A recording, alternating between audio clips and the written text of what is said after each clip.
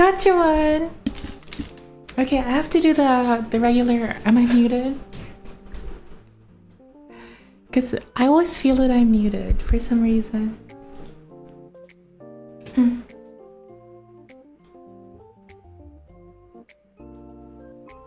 Okay, it doesn't look like I'm muted. Kon-Juwun! Hello, Salty! Wait, I am?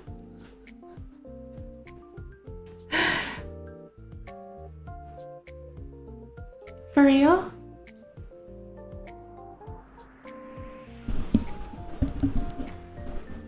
No, I'm not muted.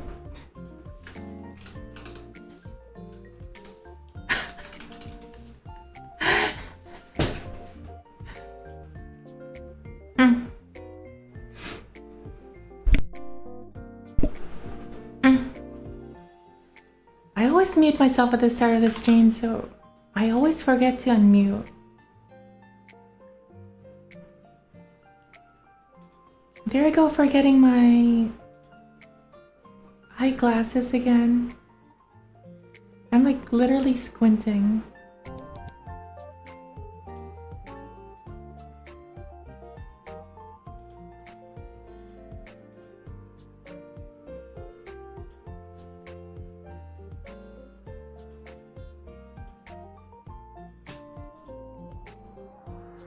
Okay. I didn't set anything up before stream. I decided to like rest a bit because I was out all day. I was on the road, driving. But now I'm home. And I just need to rest a bit before streaming.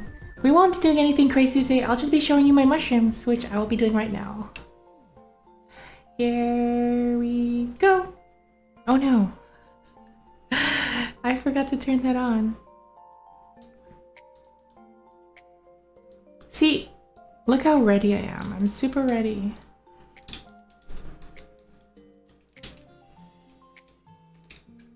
How do you turn this on? Oh, there we go. Behold! Behold the mushrooms. Behold the fruit of my labor. Literally the fruit, because again, mushrooms are basically the fruit. Are the fruit of the mycelium, or the fungus.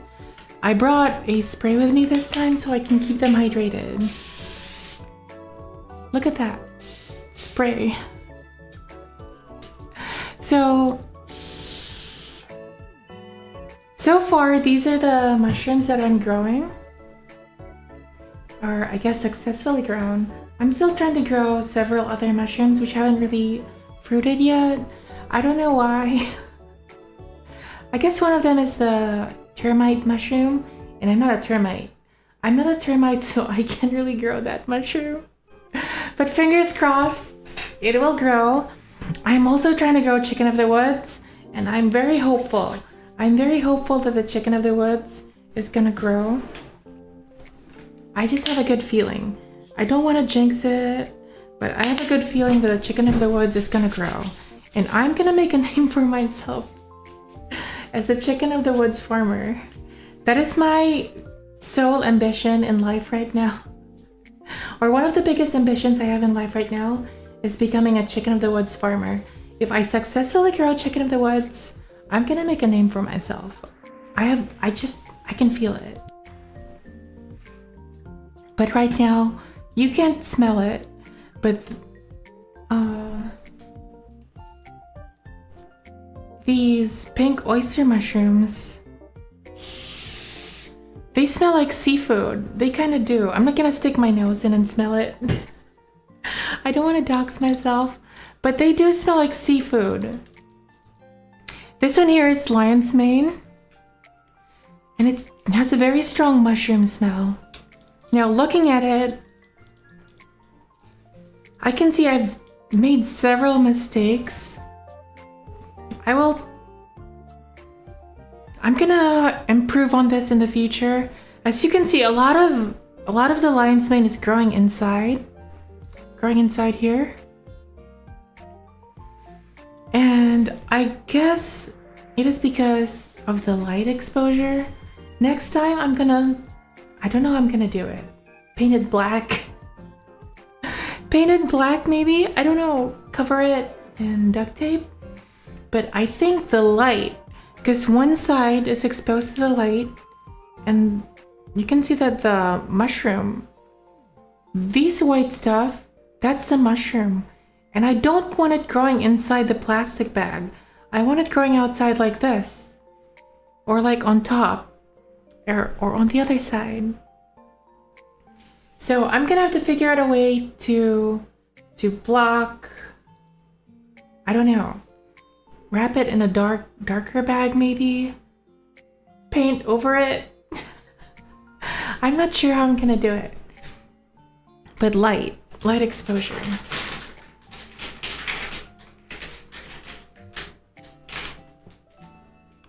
No, they're over in the back. Those are the king trumpets. Look at them. They're very big. And they're growing quite nicely. I have a very scuff camera set up right now.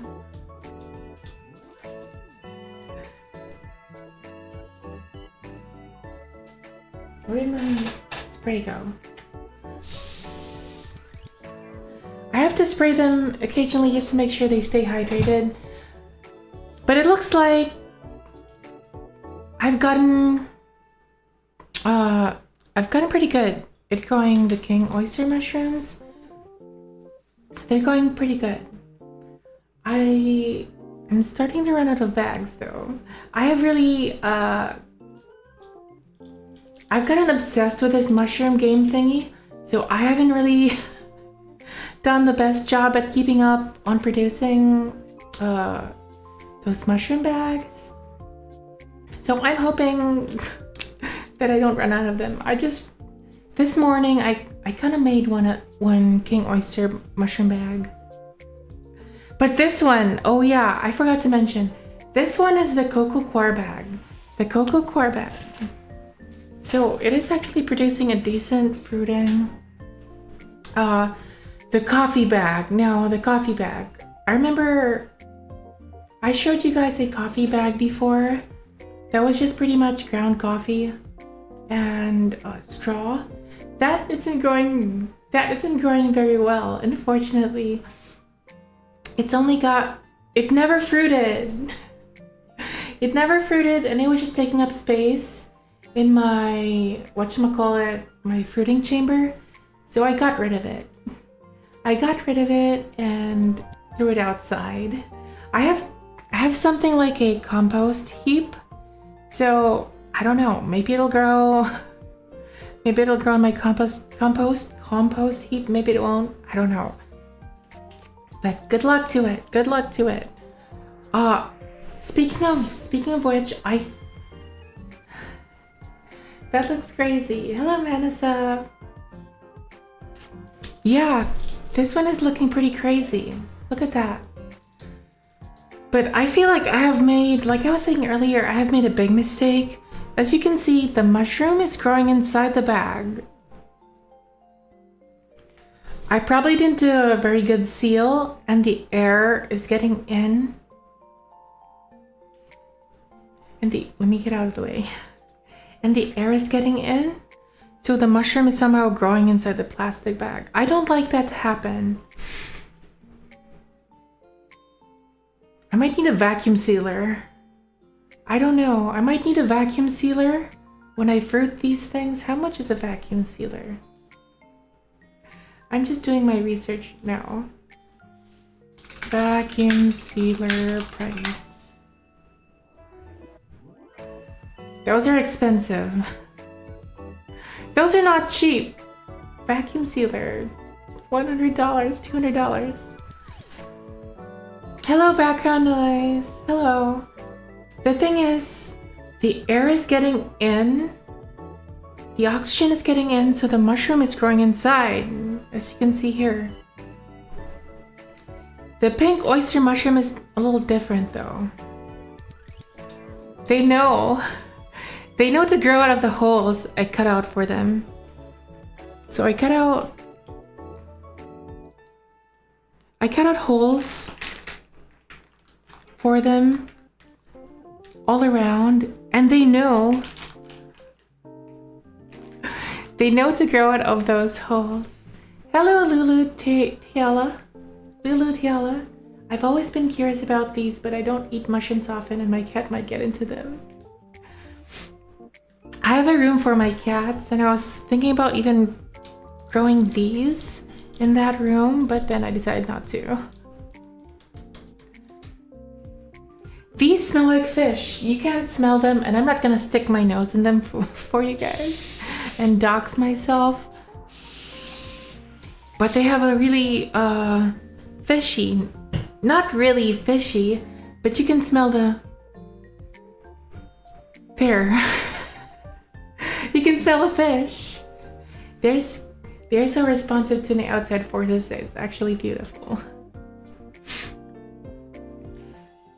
Exactly, the lion's mane.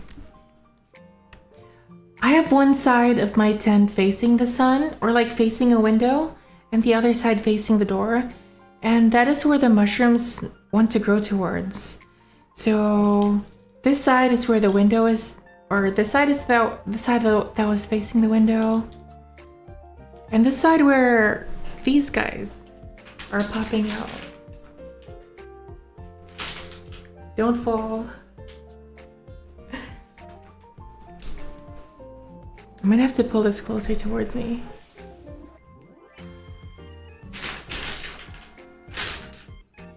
I glitched out of existence. I'm here. Let me fix my model real quick.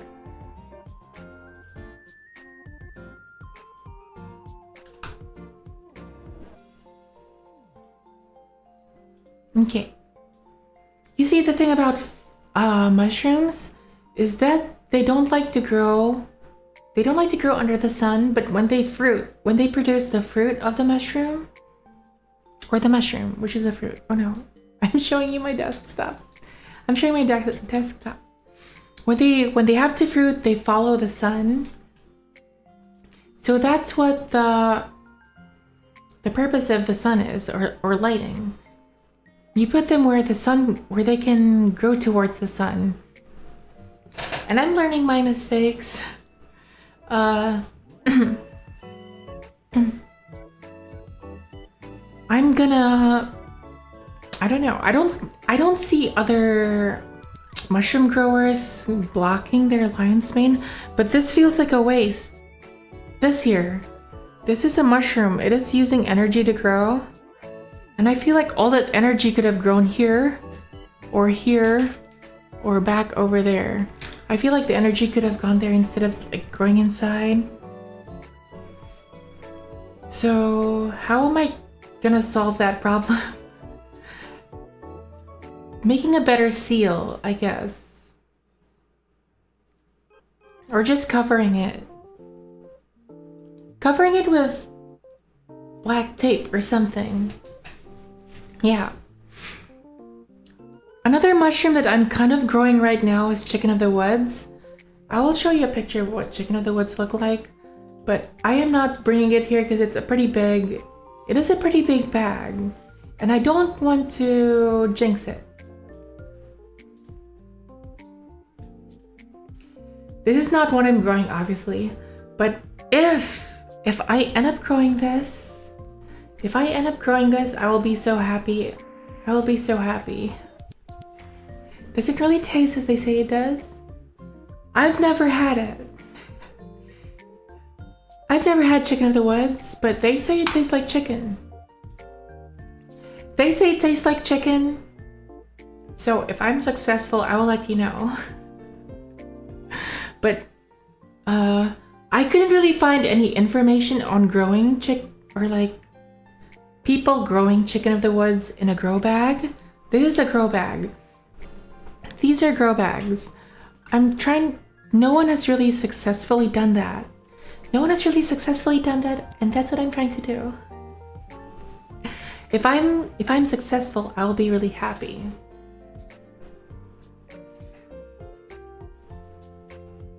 I am also trying to grow several other things. I have bags here in the room, they're all over the place. They're not just ready to put in the fruiting chamber, but I'm gonna be putting them soon, and I will let you know. I will let you know what happens if they grow anything.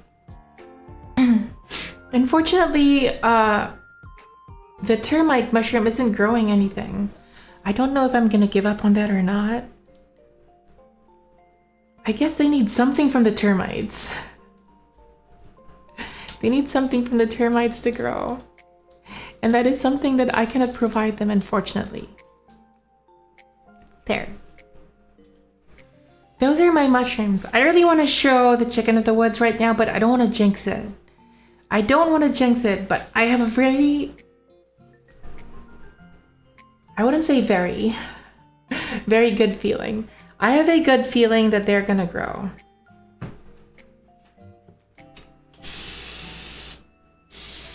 I feel like they're dehydrated, so let me just spray them real quick. They might be overhydrated, maybe.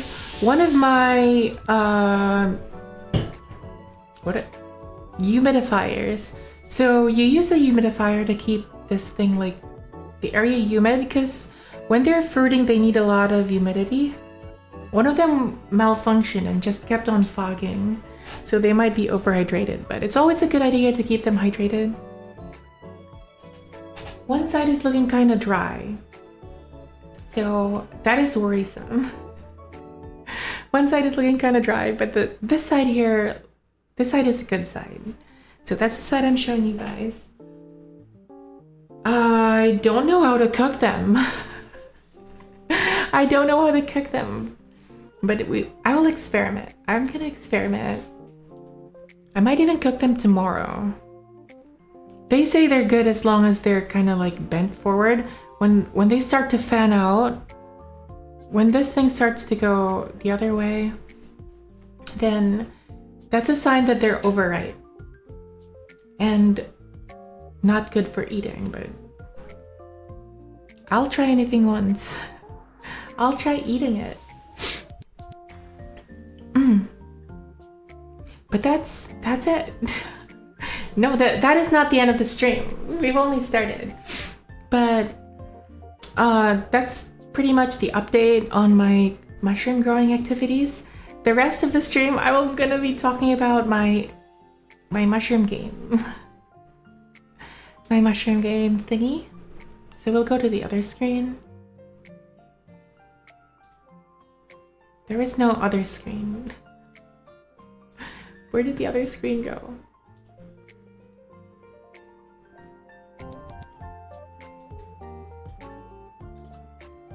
Ta-da! So we have some kind of a spreadsheet here again. So I don't know if you guys were here yesterday. We talked quite a bit about making a card game. Right now I'm just brainstorming like abilities for the cards. So we're just gonna go through some of these quote-unquote classes of cards, and then we're gonna figure out an ability for each of them. If someone else stops by, we can always swing back to the mushroom screen. The mushroom screen is always ready for people. There. The mushroom cam. Mushroom cam. For anyone who stops by and wants to see the mushroom. But wow, it's gotten hot all of a sudden. If I turn on this fan, is it gonna get loud?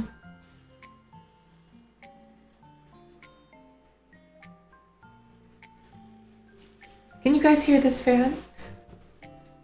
I don't know, it got hot all of a sudden. Gonna leave that fan over there. But I have been thinking about, what if I did this?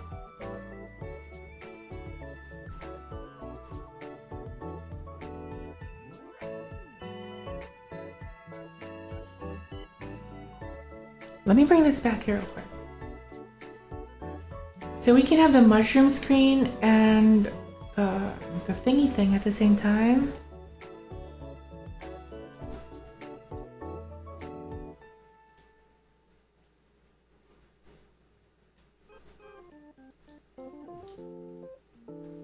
We can have it there in the corner.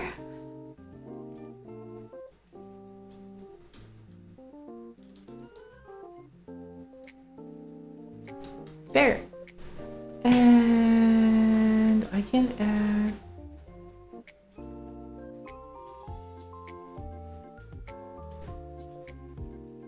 Okay, that is too big.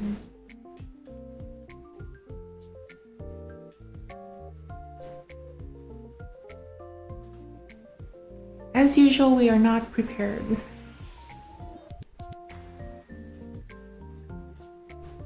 But I have been on the road all day, so I hope you guys can forgive me for being very scuffed.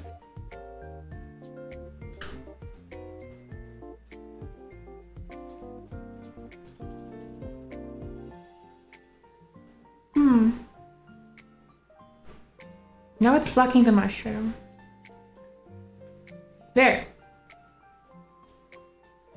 I have to make it smaller.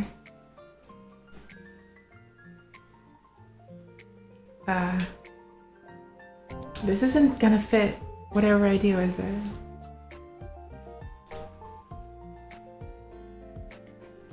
How about that? Okay, that looks better. Let's put some text. Mushroom camp.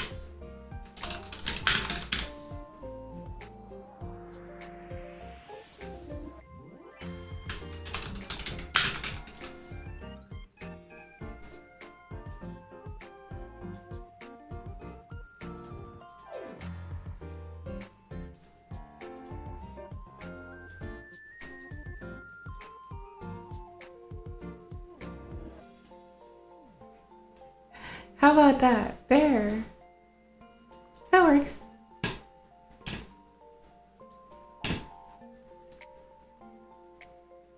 Okay. So, for those who weren't here yesterday, let me just make sure the screen looks good. Okay, it looks okay. It looks fine, I think.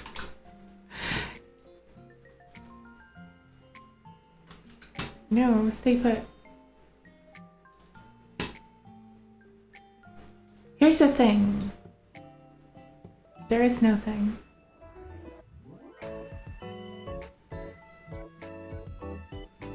That's as good as it's gonna get. Okay. I just can't see it clearly because my other monitor is smaller than this one. But, so, we went through a bit of the gameplay yesterday, or how we plan on the game. What the game's gonna be like yesterday. Today we're gonna like make abilities for the classes, or like ability cards that they can use to make the classes distinct from each other. So we can kind of flesh out their roles. So this class, which we'll be calling the Jaeger, is gonna be like the assassin class, stealthy, they deal a lot of damage, they're very quick.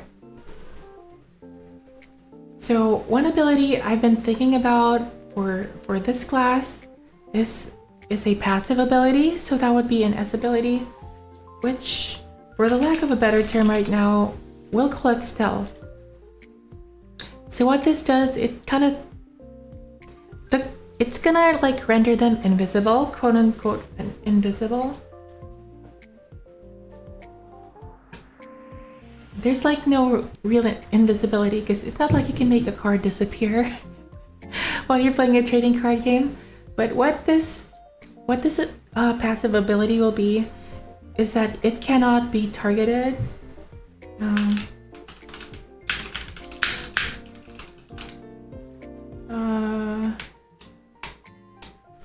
Cannot be declared as a target of an attack or ability. Basically, I'm thinking of something like a single target. Okay, now it's called. This fan is too effective.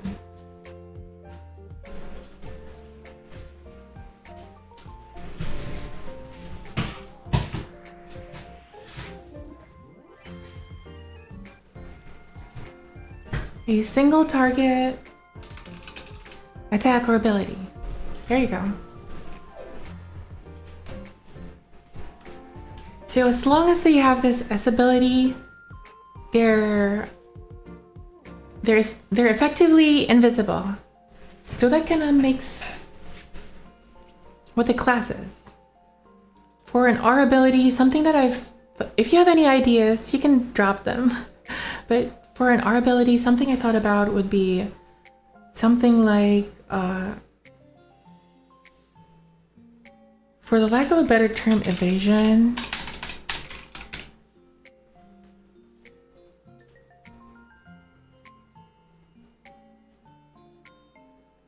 This would,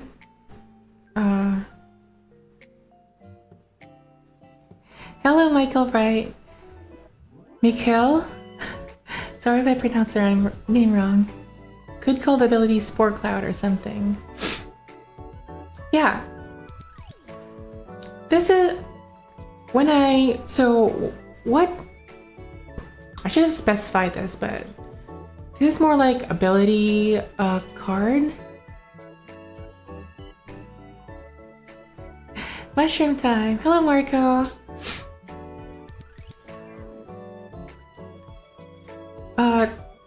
Like when we make, at some point, I'd like to actually make the card, or like make the card on stream. Not design the card, but kind of flesh out the card itself, like the name of the card, the stats and stuff. And some cards will have their own abilities, but this would be like the card abilities. I should have specified that. Card ability. So these are like the abilities they can equip. Wow, that was loud. So these are like the abilities they can equip. Maybe we can call it like Talisman of Stealth or something. But for now, I'm just gonna put Stealth. Basically, it makes them invisible. So they cannot be declared as a target of a single attack. Single target. So if the ability is a single target ability, they basically can't get hit. Cannot be declared as a target of a single, but, oh. I should have brought my glasses. Is that even readable? I'm afraid that's not readable.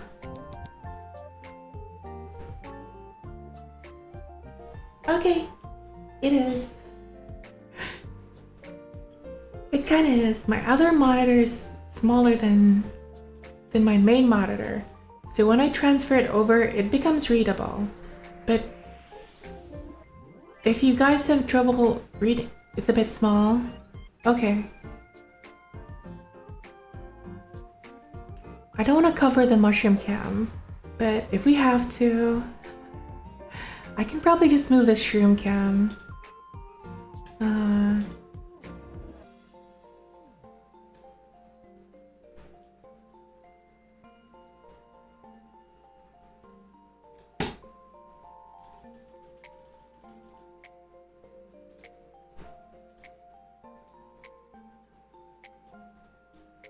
Maybe if we did that and then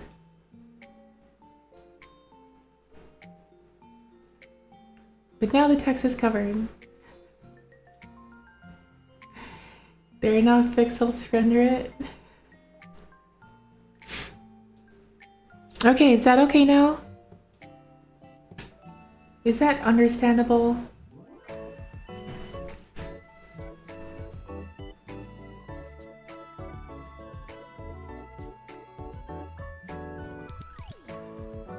I want to add an attribute. So if you, I don't know if you guys were here yesterday, I keep on repeating that, but when we make our card, they will have like certain attributes that affect how they interact with other cards.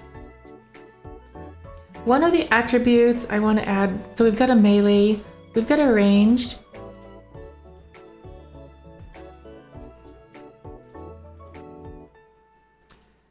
I want to come up with a An ability that attacks a whole row. Or like their active ability or their attack. Their attack covers a whole row. So I don't know if we should call it splash or cleave.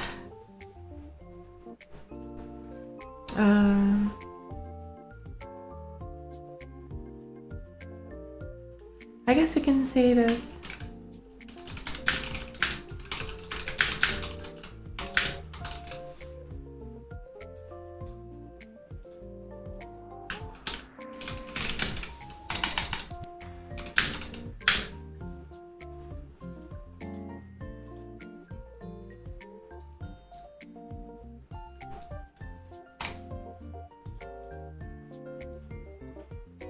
I don't really know what to call it. Splash maybe sounds like a bigger area. Can you guys read it? I should bring it to the center of the screen so it's at least understandable somewhat. So splash cleave would be like an attack that targets a whole row. Splash.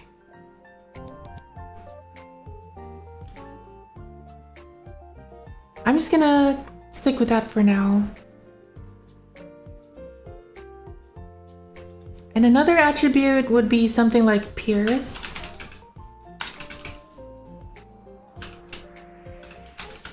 That targets an entire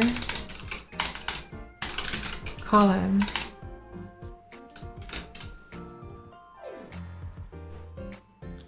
I guess we can make it different, like splash would be for ranged, and cleave would be for melee, I guess. But I like one word that can cover for all of it. Like a ninja throwing multiple kunai, but this is with a mushroom. Something like that. I want to make a ninja mushroom too. A ninja mushroom would be of the Jaeger class, I think.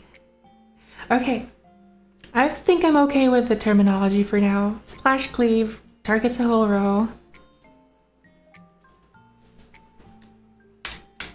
An entire row. An entire column. Let's just make it bold.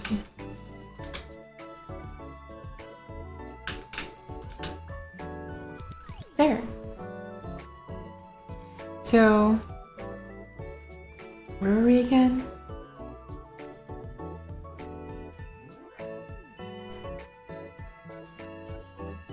So, with this card, let's just call it card.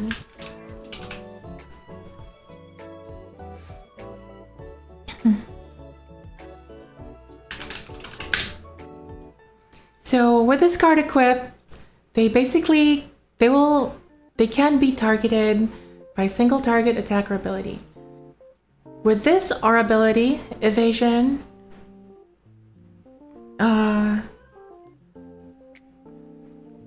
we can still decide if these will be like one-off or not, like they're only single use. But for evasion,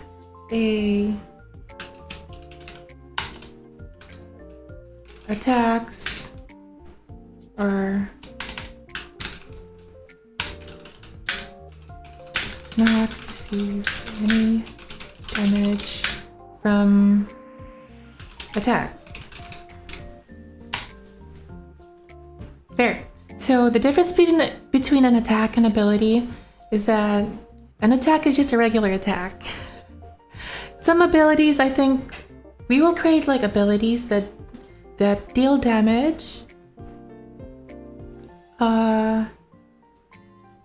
Abilities that deal damage, but regular attacks will miss. Like that. It's starting to look OP. So maybe we can give it like a charge or something. Like single use goes to graveyard after use.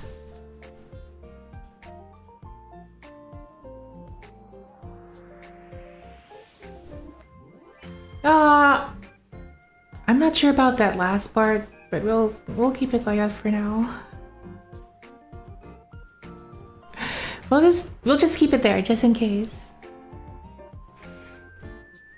So the Jaeger class in my imagination will be like a class. So they where is that?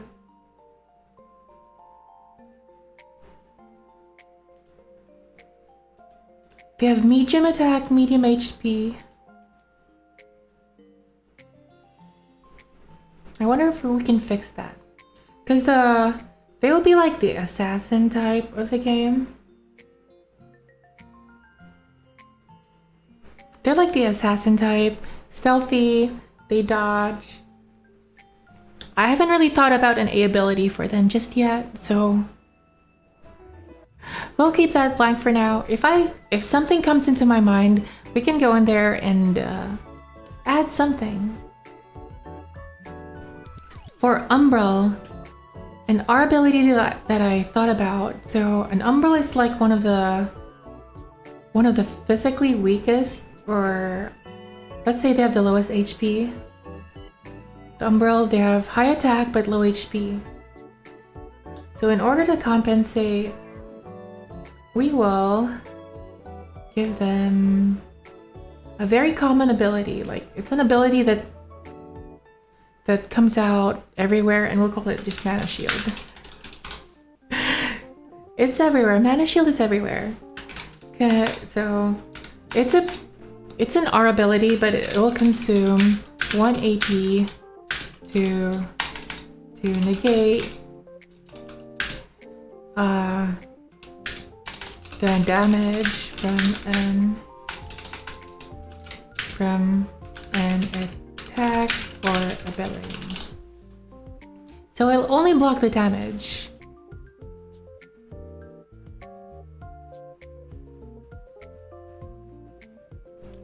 Evasion seems more OP. But evasion only works on attacks. Mana Shield can negate from attacks and abilities. I think we should give like the Umbral class, since they're kind of like the mage class. They will have the most AP of all the classes because they're going to be like the mage. So that is their R ability.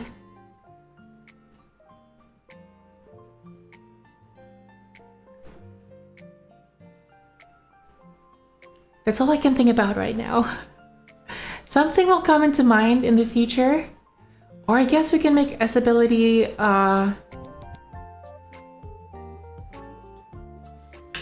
consume 1 AP to increase damage of an attack, or what should we call this? I know in Final Fantasy it's called Turbo MP. Turbo AP. Or for now we'll just call it Turbo AP. How much to increase the damage? To double? How about to double damage? No.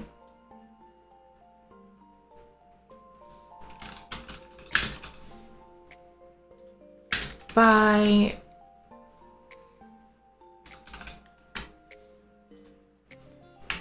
100% sounds kind of OP, but we're gonna work out the balancing later.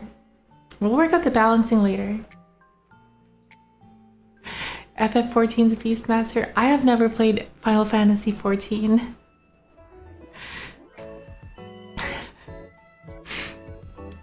Five. What did the Beastmaster do in 5 again? Did they control beasts, or did they use the... Wait, that would be the Blue Mage. Blue Mage always uses the monster's abilities.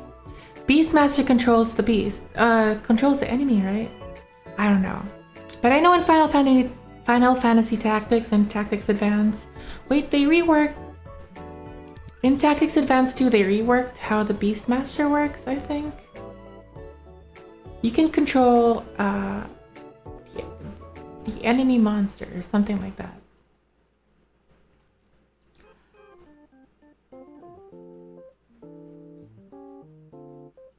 There is an ability that I want to add.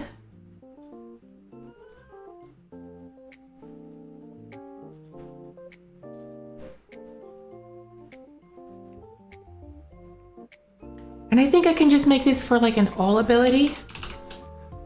For now. Maybe we can change it later. Or I guess we can just make it for like the Jaeger. The Jaeger.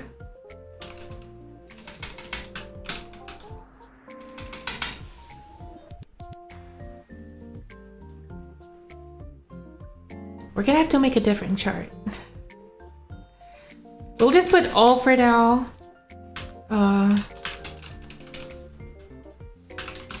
But counter.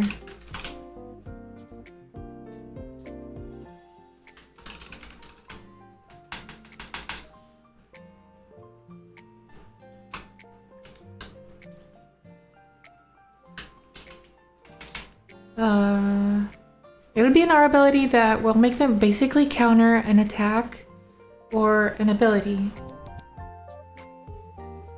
Let me just spray the mushrooms real quick. We want to make sure the mushrooms stay hydrated.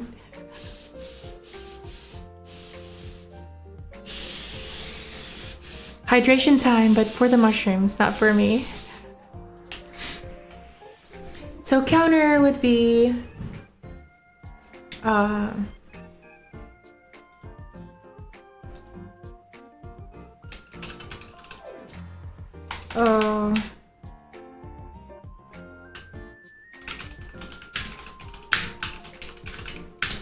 attack. No.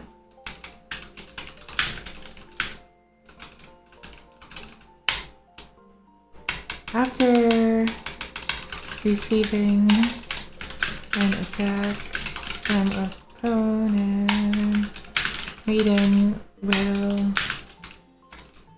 attack back. We'll find a better wording. Oh cool, I wasn't sure if the mushroom cam. Oh, mushroom cam is live. Mushroom cam is live. That is Lion's Mane. That was the pink oyster. And that back there is our King Trumpet. There you go. I wish I had like an automatic camera that moved, but we are in the. We don't have the best stuff here. I don't even know how to make a camera that moves. They are very beautiful, the pink oysters. And they kind of smell like fish. I've been told that they taste like seafood. We'll find out soon, but again, what's seafood? If it's oyster, I've never had oyster. I wouldn't know how it tastes like. But there, counter. I'm guessing this is not for all the classes, but it'd be more like for maybe for this one and the wildling. But yeah.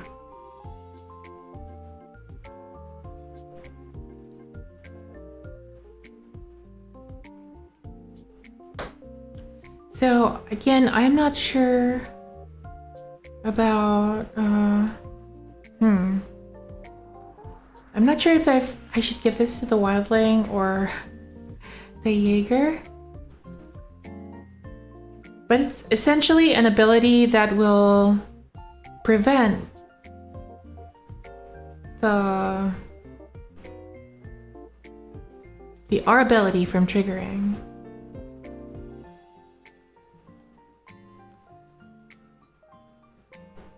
I'm not sure what to call it just yet.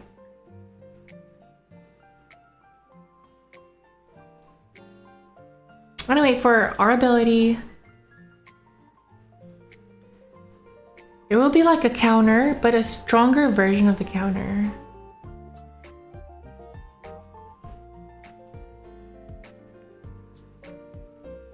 No, I think...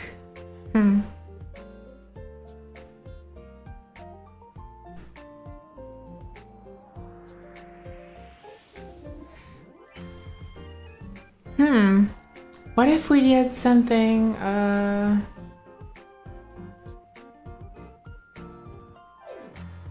like a full counter?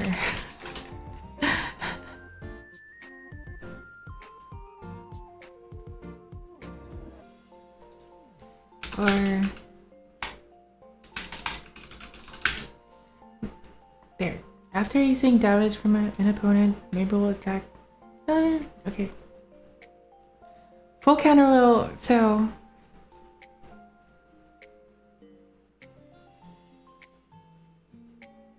so this works on damaging moves, but this will only work on attacks, I think.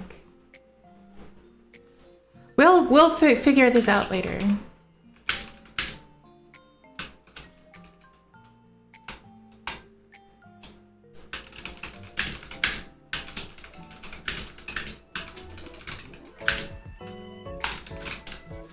Here.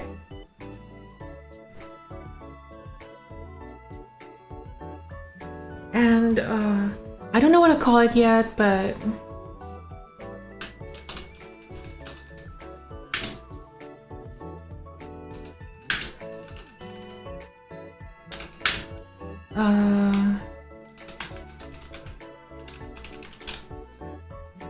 there. I'm not sure what to call this thing just yet. But whatever this ability is, like heavy attack. I'm gonna have to figure out a better name.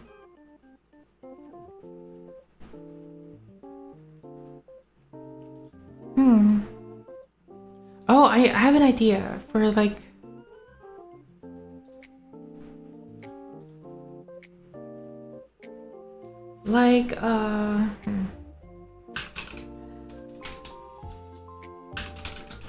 double strike.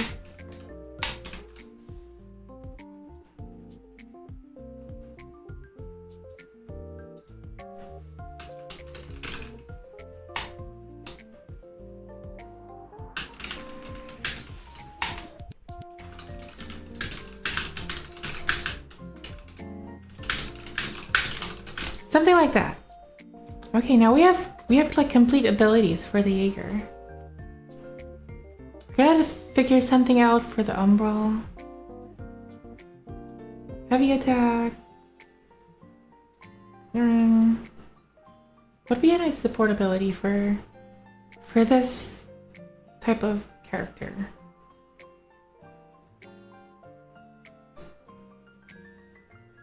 I can't think of anything just yet, so we'll skip it. Obviously, this guy will have a heal of some sort. Heal.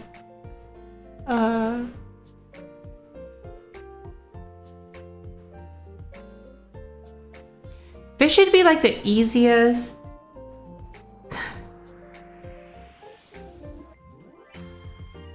A heal or a revive of some sort.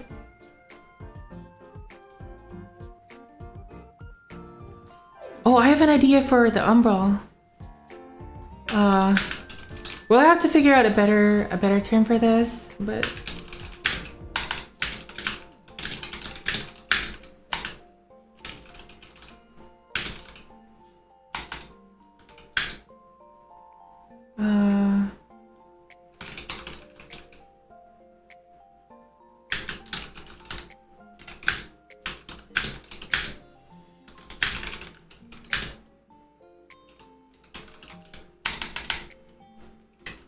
how do you spell exceed? There.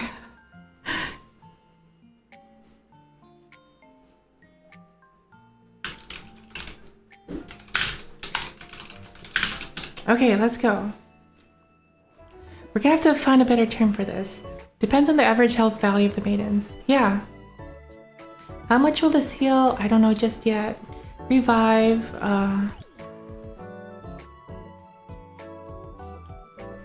so if you remember the round sequence, so these cards are all gonna take place on the action sequence. I'm thinking like there'll be a delay for the revive, because if a maiden is knocked out, then the revive will happen in the mid-combat phase.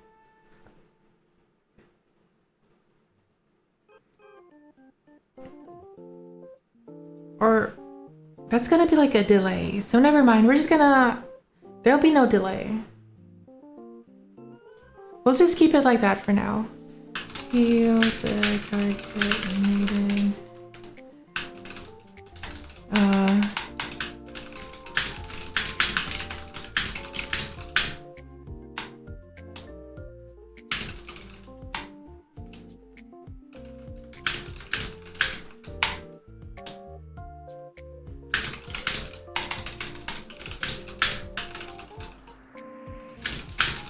If they were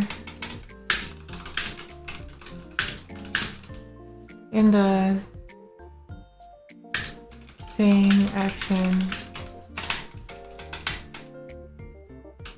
action sequence. So the action sequence is, or wait. What if we make it so they can revive any? That would be too OP. That would be too OP. So you can only revive a maiden that was defeated in the same action sequence. So if they were same round, should I say round? This whole thing, like the whole cycle, would be like a round. Just stick with the same action sequence for now. We can iron out the balancing issues later.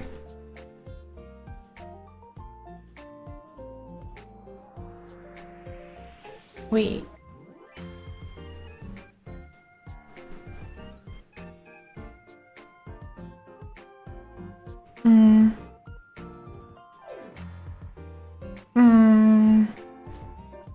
Okay.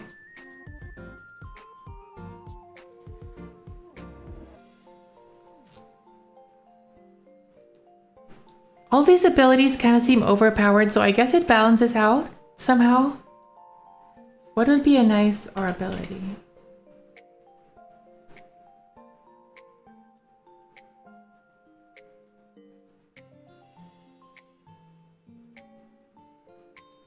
We'll not worry about this single use thing later. We can always add that in the future. R ability. What would be a good R reaction ability? I guess we can say,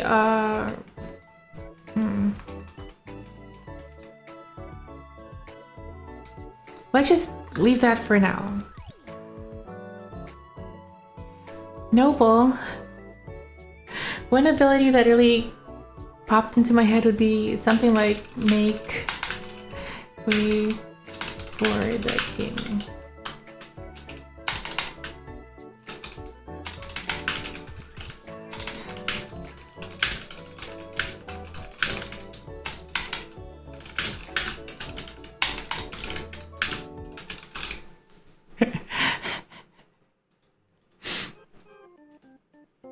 So basically their S ability makes them move first. All these abilities sound kind of OP, right? But the noble is gonna be like the slowest. Wait, no, Unction is even slower. Unction's even slower than the noble, but the noble is kind of slow. So their support ability allows them to always move first. Seems kind of OP, but I think I'm okay with that for now. An A ability for them would be something like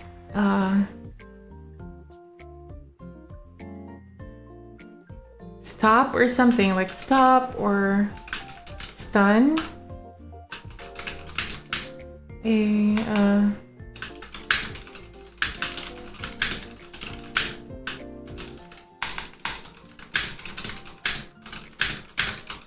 Of the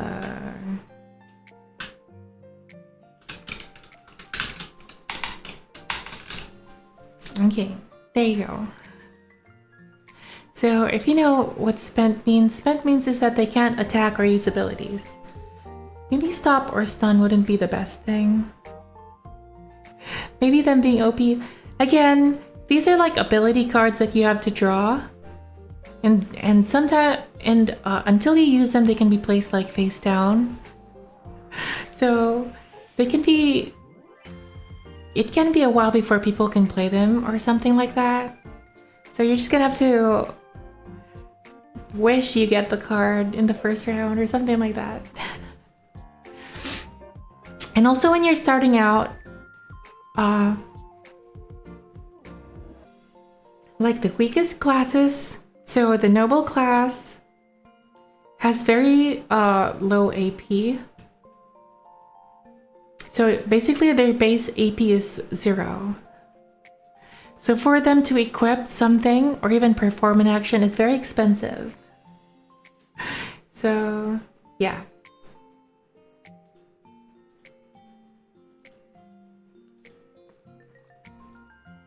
I don't know what to call this. Let's just call it fatigue. Yeah, fatigue sounds better.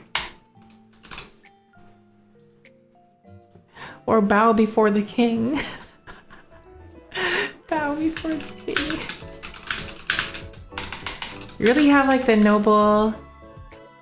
They're the noble class, so everyone else has to listen to them.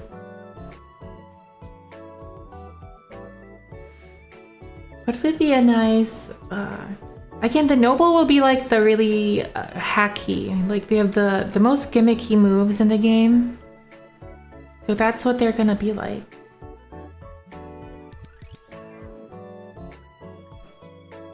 Or something like I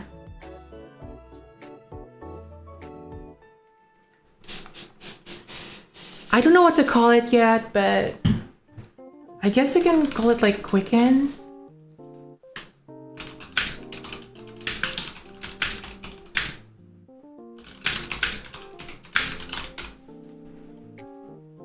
So something like that. So if they use Quicken,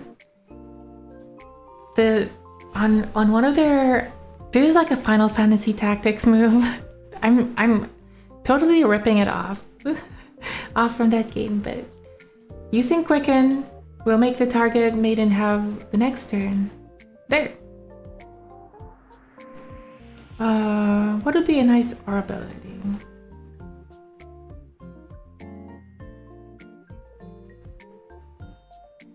Oh, something like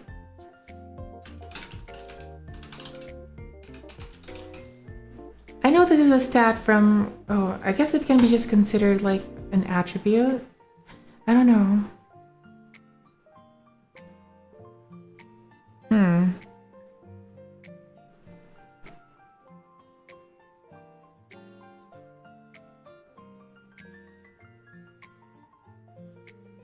Should we make it an R ability or an S ability? Should we make it an ability or just an attribute? Melee range splash cleave.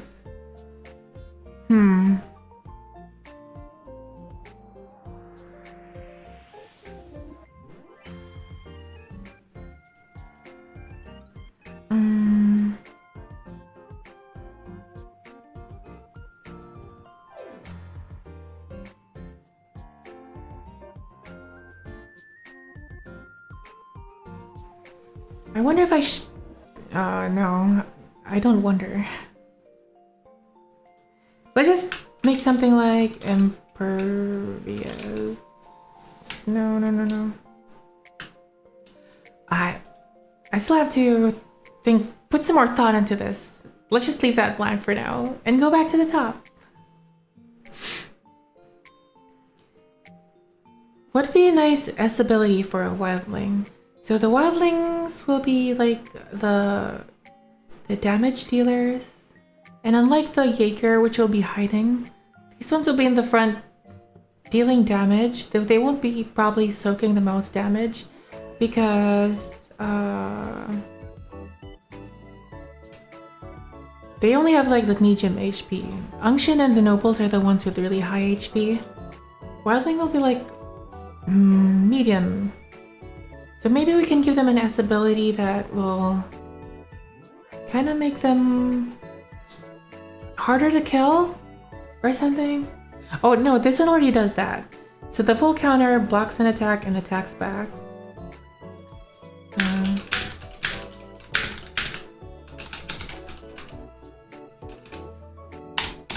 We need to specify that. It'll only work on regular attacks.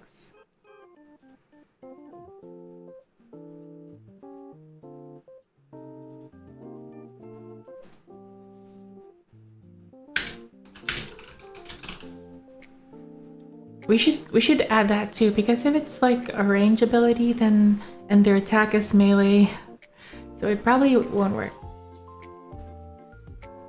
Or should we make it work? Let's make it work. Even if it's range, it will still work. They'll just like catch the ability and throw it back. Okay, let's leave that as that for now, as ability. So their turbo AP consume 1 AP to increase the damage of an attacker ability by 100. Mana shield consume 1 AP. AP steal.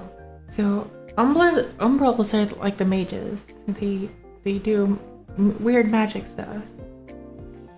What would be a nice support ability?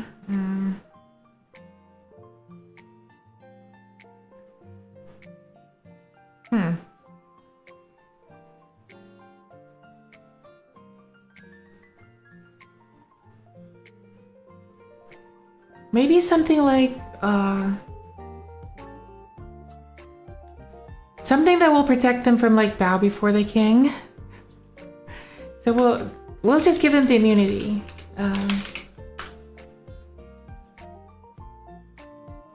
Or what's a nice word for restless?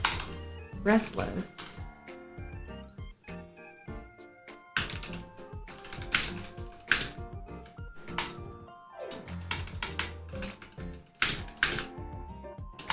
Wait.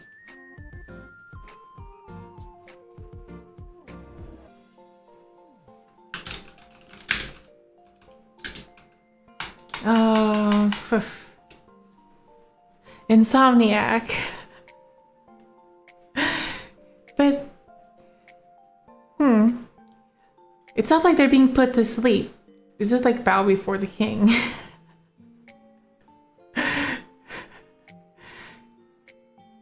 What if we make like the fatigue a status or something? I don't know.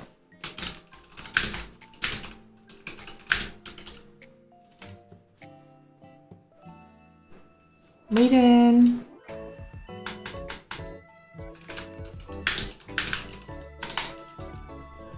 By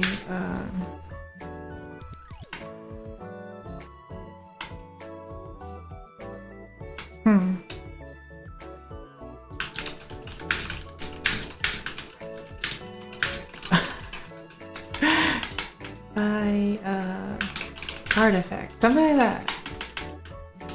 By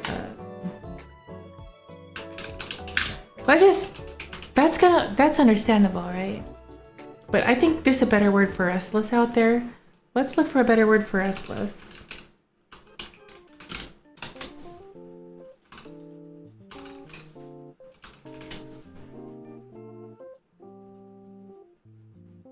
Those are like negative words. Agitated, anxious, disturbed, fidgety. Untiring. How about untiring? Untiring.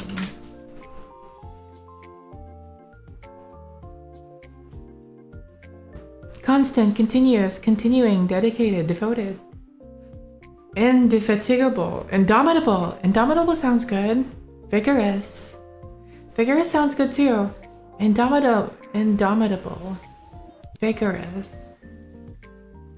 Undeterred. Diligent.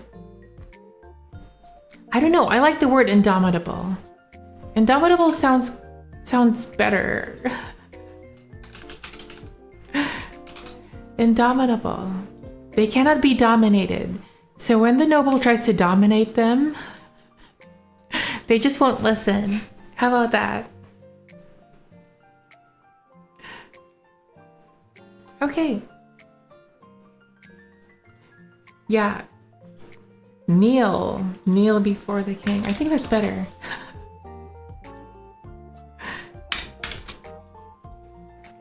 Indomitable spirit. Let's go. There.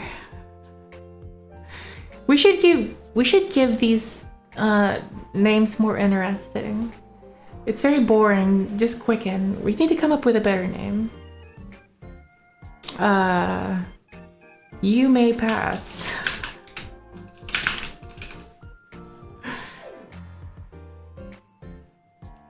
What does the king say to people? Are there some like phrases that kings tell people?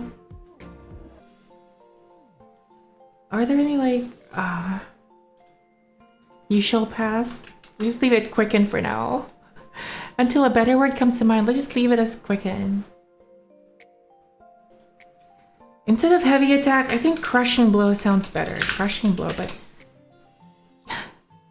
Hello, Kiwi! Yeah, I've got very nice shrooms. Look at them. You may go! Oh yeah, that sounds better. We will go with you may go. But that is lion's mane. They're not fully grown yet. They're not fully grown. They're still growing. They're kind of tiny. They kind of look like cauliflower, but they're gonna grow fuzzy once they're mature. That over there in the back, these are trumpet mushrooms or king oysters. They're getting big. And these ones are pink oysters. Cursed cauliflower. They're not cursed. Although I've never had them before. But I can't wait to cook them once they're fully grown. They're still babies. Sassy baka desu. Des. You're here for the fuzzy mushrooms? They're not fuzzy yet. I don't know how long it's gonna take. You like the pink ones? I do too. They look very, very attractive. The mycelium, which is basically the fungus, the root system of the fungus. It's also pink. So when I had them in the jar, the jar was pink. But I am growing chicken of the woods too. I'm trying to grow. At least I'm trying to grow. Fingers crossed, I will be successful. God willing. Keep my chicken of the woods in your prayers. But if I am successful in growing the chicken of the woods, I will be very happy. Because at least so far in my research, no one has really successfully grown like big mushrooms. Or they're basically very, very difficult to grow. From bags. The current method, let me show you. There's no space in the screen, so I'm just gonna... This is a log. This is a very big log.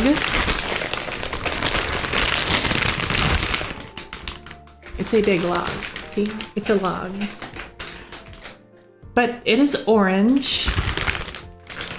It is orange because I have infected it. Who comes up with these funky mushroom names? Well, whoever did, they're not the most creative names. It's pink oyster, lion's mane, and chicken of the woods tastes like chicken, apparently. So they're not the most creative names. But if I'm successful with growing chicken of the woods from these grow bags, I'm trying to grow one from a grow bag, then I will be one of the first, I guess, to successfully grow them. But we'll see how it goes. I am hopeful. Chicken of the woods should be interesting. Yeah, I will show you. I can show you a picture. I had one pulled up. Where is it now? Where are you? Oh, there. Is that you? Nope, that's not it. Where art thou? I'll just have to bring it up again. There. I guess you can say it does look kind of chickeny. But it's supposed to taste like chicken. And you can cook it like chicken. So you can fry it, you can grill it. Whatever you can do to a chicken, you can also do to it. And it grows in the wild. So people have not been successful growing them indoors. Right now what people do is what I showed you. They get a piece of or a trunk of wood, and they infect the wood, and then they bury it outdoors. And hopefully in a year's time, mushrooms will spring out of that. But I can't wait for a year. The advantage of growing things from these bags, I'm just spraying the mushrooms because they don't want to be dry. And my computer room is very dry.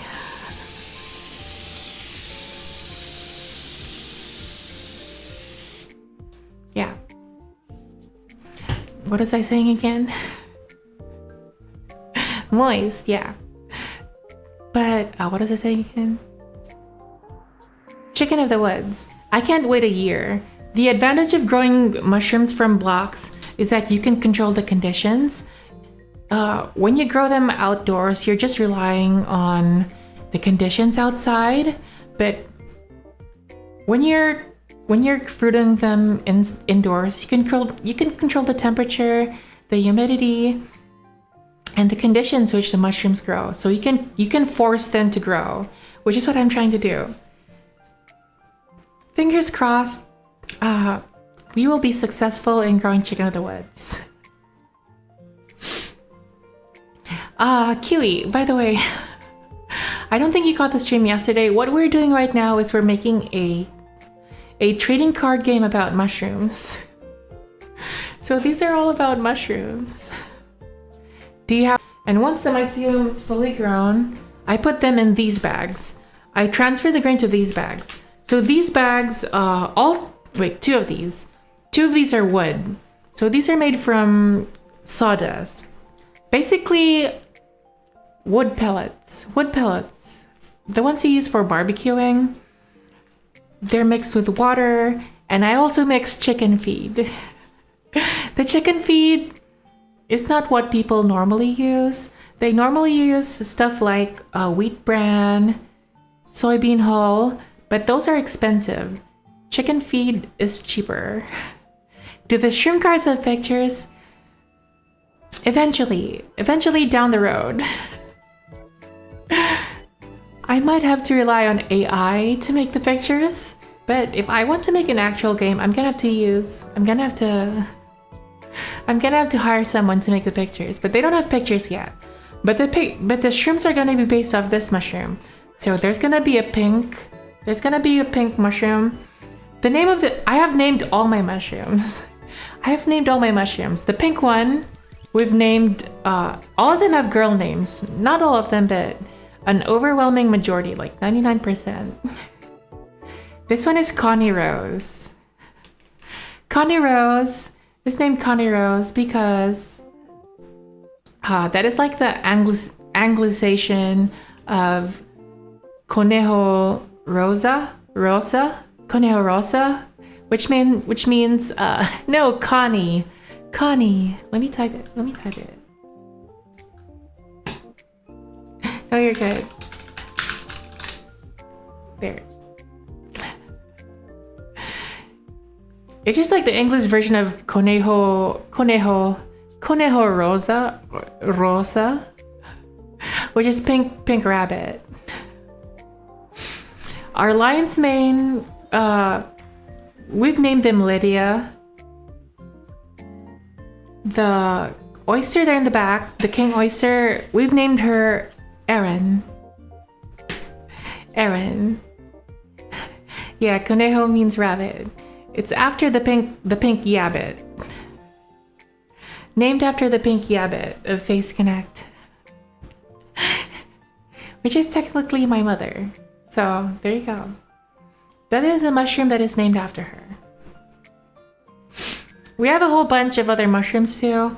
The chicken of the woods, if they do end up growing, we've named them Sophie. There's a 1980s song called Lydia by Marty Ballin. I've never heard of it. I don't even remember why we named it Lydia. But I know that I didn't want to name it Leona. It's lion's mane. It's very easy to just name it Leona. But I felt like it would be too on the nose. 1980s song called Lydia. I'm tempted to listen to it. I don't think I have desktop audio. Let me just give a listen to that.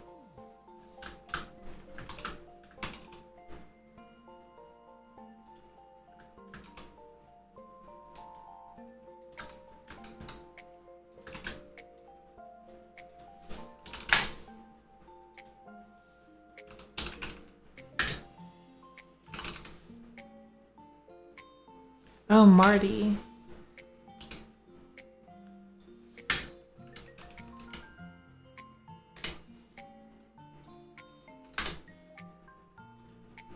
Okay, let's listen to it.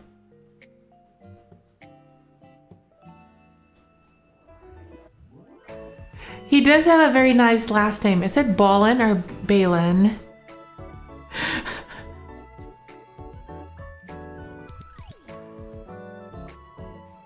The songs from the 80s are always nice to listen to.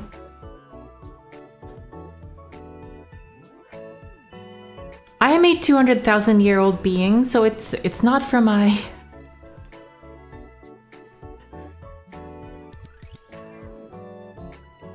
The intro already sounds pretty good.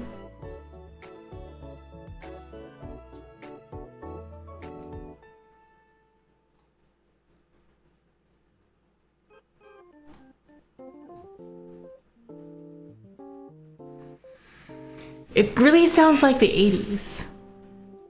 The music in the 80s, even though it's not my era is like, what, 200,000 BC? But I really feel the music from the 80s for some reason. I think officially it might be Balin, but it's cool if it's Ballin. Marty's ballin' right now.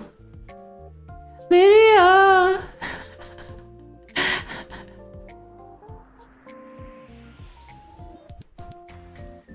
His face looks familiar.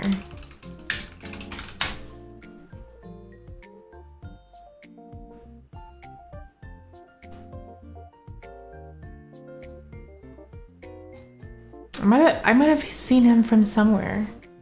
But it's a good song. Good taste. Very good taste in music.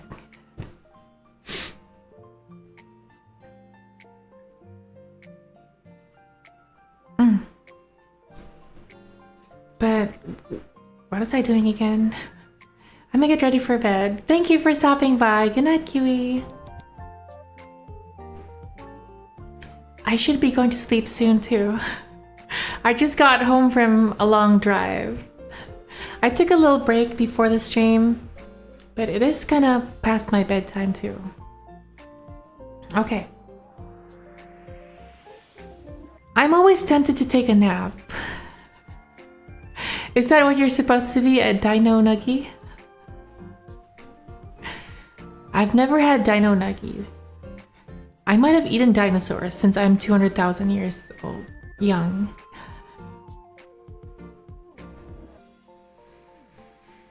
So for the Unction here, we don't really have any abilities for them. We should figure something out. Jaeger attack twice on the target. Since it's considered a regular attack,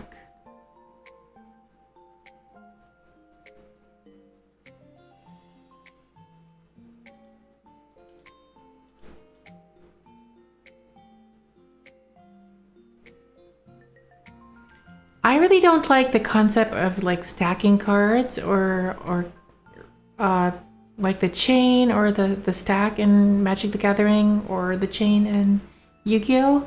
So the way I see it, I don't want an R ability to be countered by another R ability. Like only one counter can happen. After a counter has happened, you can't throw in another thing, basically. I guess an S ability can override or can go on top of a counter, but you can't counter an R ability with another R ability. I don't know where to specify that. But for now, in my head canon, an R ability cannot be countered by another R ability. Because then it's just gonna go on forever, you know? Like for example, the Jaeger does double strike to the Wildling. The Wildling does full counter, so it blocks the attack, and it attacks back. But they have evasion. But they have stealth, so the attack doesn't go through. Maiden cannot declare the attack. They can't be declared an attack, but a full counter. I guess a full counter won't be considered attack, so it can go through. We're gonna have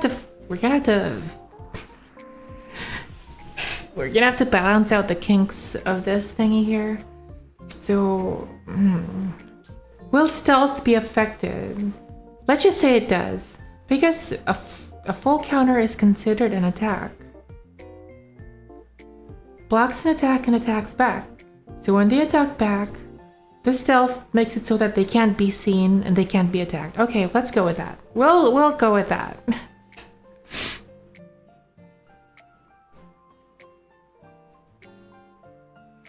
I'm kind of a dino nuggie, partial dinosaur, partial green tea, an infusion, if you will. An infused dino nuggie. How is that supposed to taste? Green tea, matcha, a matcha dino nuggie.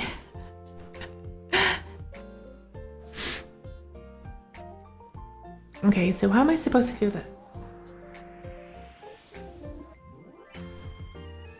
So far, the Jaeger is looking like super overpowered. But since the Jaeger has like so much speed, this kind of makes that speed useless. So the noble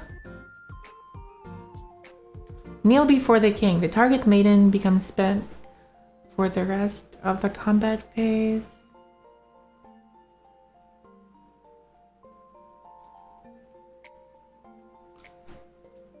The noble can't really do anything if this one is stealth, I guess.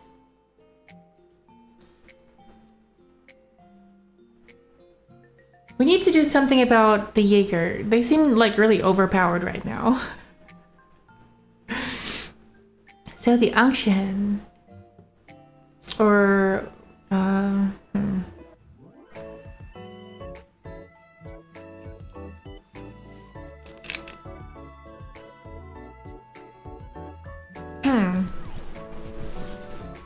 What if... No, I think we should leave Quicken with Noble. What do we say we're gonna name it again? I think Marco said, or was it Marco or Michael? Someone said something. You may go. Is it you may go? You may go. I get so distracted so easily.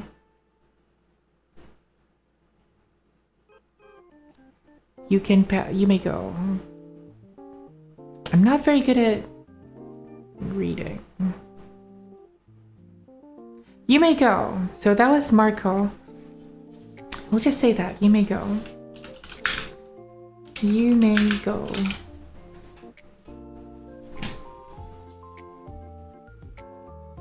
Target maiden will have the next turn. Kneel before the king.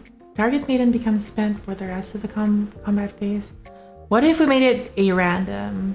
A random maiden becomes spent for the rest of the combat phase? No, that would be... Because this seems like a target, right? You're targeting...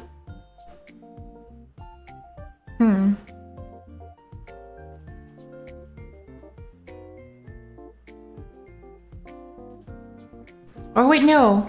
No. I slipped on a banana peel and I ended up here. Where are you? Hello, 𝓡𝓾𝓵𝓮𝓼. 𝓡𝓾𝓵𝓮𝓼. Let me know if I'm pronouncing your name right. Well, you slipped because you stepped on one of my bananas. As you can see, the little thingy on my head, yeah, that's a banana. That's how you ended up here. I set up that banana for you specifically so you would fall into the stream. So, I apologize and you're welcome. 𝓡𝓾𝓵𝓚𝓚. Okay. Hello. Thanks for stopping by. Thanks for tripping on my banana. Okay, that sounded kind of bad, but Thanks for stopping by. Hello, hello. Right now, we have like mushrooms on the screen. These are mushrooms that I'm growing. And right now, where's my water? Gotta keep the mushrooms hydrated. I'm calling corporate for all the bananas on the ground. What kind of... Well, my bananas are everywhere. They're just all over the place. So I cannot be responsible for what my bananas end up doing. They go wherever they want to. But we are making some kind of a trading card game, and based off mushrooms, no less. And the names don't sound mushroomy. Maybe we should make them sound mushroomy, huh? How do we make them sound mushroomy? Heal. How to make heal mushroom? Regeneration. Revive. Ooh. What if? No.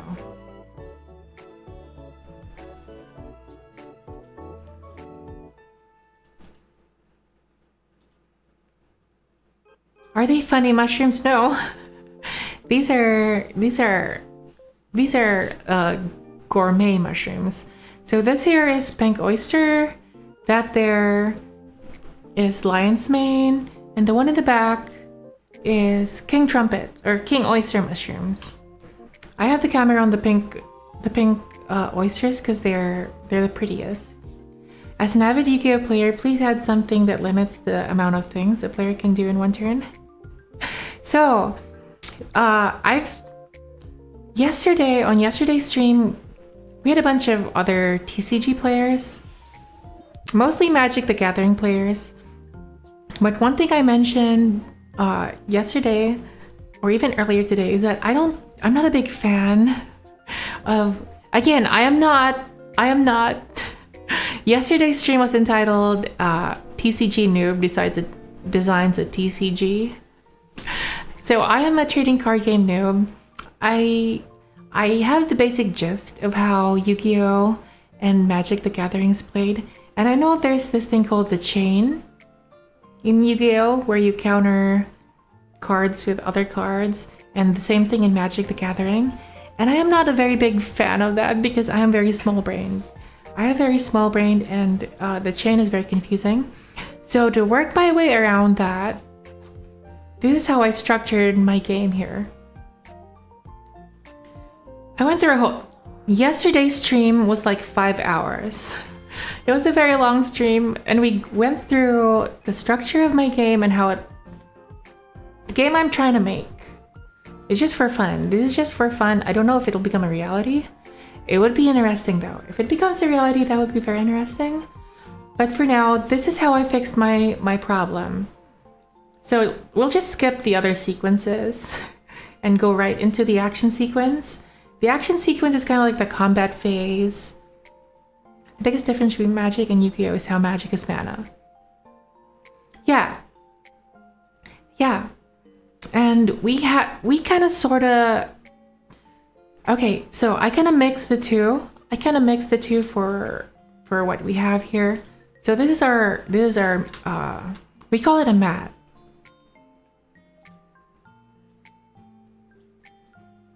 So this is the mat. Like Magic the Gathering, we have this area called the substrate zone. The substrate is where you put... Yu-Gi-Oh! Not having this has led players to taking turns. They're slower than free shipping.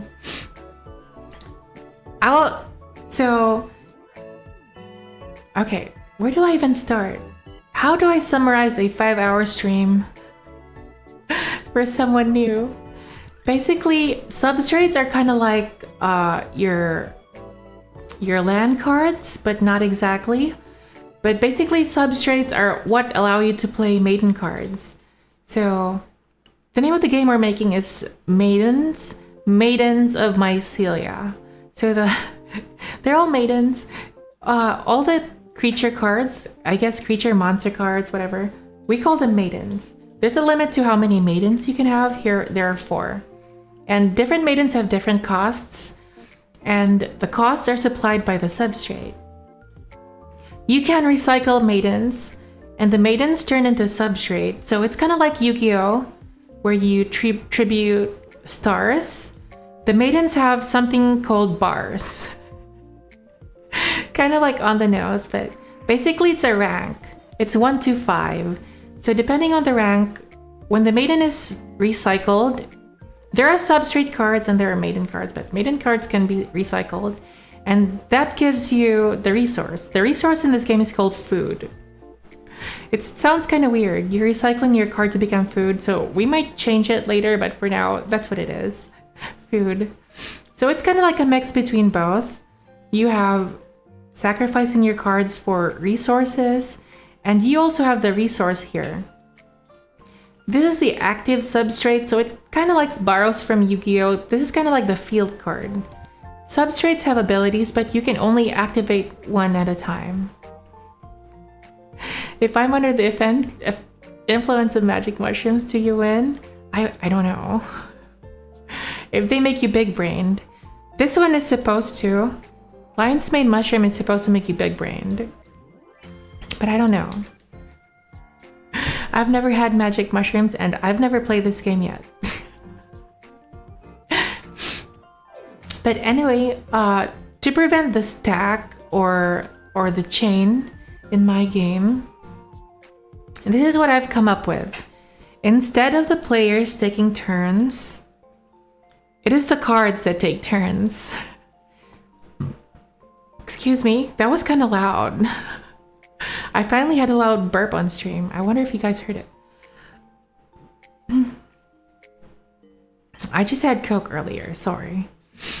But instead of the players taking turns, the cards are the ones that take turns. And that's what happens. So that's why we're currently, like if you were to go back here, you'll see like there's an inventory. I don't know if you can read it. Can you read it? There are a maximum of 4 maiden cards on the... We call this a map, not a field. And there are also 4 inventories. So like you have, like in Yu-Gi-Oh! You've got like an area for magic cards, right? But instead of having an area for magic cards, you equip the maidens with ability cards. And the ability cards can be used in their turn. So that's what we're doing right now. We're kind of making abilities for them to use. An A ability, that would be like an active ability. An R ability would be a reactive ability. And S would be like a passive. That would be like support. So for example, one of the classes of our cards is a Jaeger. We have an ability called Double Strike, which they perform an attack twice. Oh, yeah, it's really hard to summarize a 5-hour stream in a couple minutes. But this is basically what our card kind of looks like. As you can see, they've got like 4 stats here at the bottom. AP, power, HP, and speed. So speed is what determines the order of how the cards move. AP is essentially the card's own mana. So the card has their own ability, it's called ability points, which they can spend on using abilities during their turn, or equipping cards. So yeah, instead of the players fighting each other or taking turns in the combat round, the cards themselves are the ones that take turns, basically. So I think that's kind of what... I haven't played a lot of TCGs, so I'm not familiar with all the combat systems, but I think this is kind of unique, I guess. But it is very complicated. At least for me, it seems. One of the Magic the Gathering players that tuned in yesterday said that it doesn't sound that complicated. I guess Magic the Gathering... Wait, people tell me that Magic the Gathering is simple to pick up. So I don't know. But yeah, right now we're trying to figure things out. For now, this class seems like overpowered. But again, you have to remember that you have to draw these ability cards for them to actually work. So that's that. But right now, Jaeger seems quite overpowered. The Umbral class is gonna have a lot of AP. So I guess that will prevent other classes from...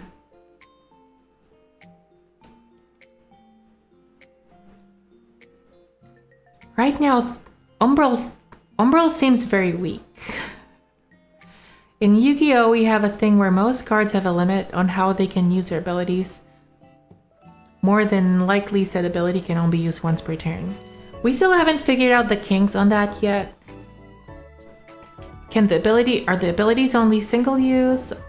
I'm thinking that I will want to make some abilities single use. I'm definitely gonna want to incorporate that. But right now, we're just trying to figure out what the abilities are gonna do. I really feel like some of these abilities should be single use because they feel like OP right now. Just making sure the mushrooms stay hydrated. But right now the Umbral seems very weak. They steal AP, they have like a mana shield. Should this AP steal deal damage? Should it also damage?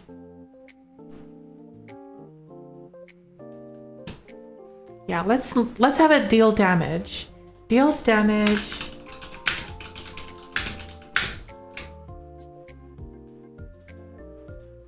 Deals damage. We're gonna have to figure out a name for this. Leech or something, I don't know. Deals damage and steals AP from the target. Increase. Mushrooms should have a term for this. Since this is basically a mushroom stream, mushrooms should have some kind of term for this.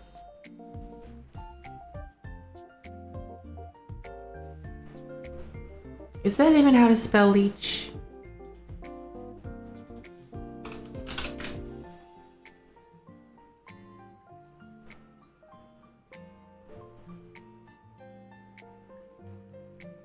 Is there no such verb? Isn't leech a verb too?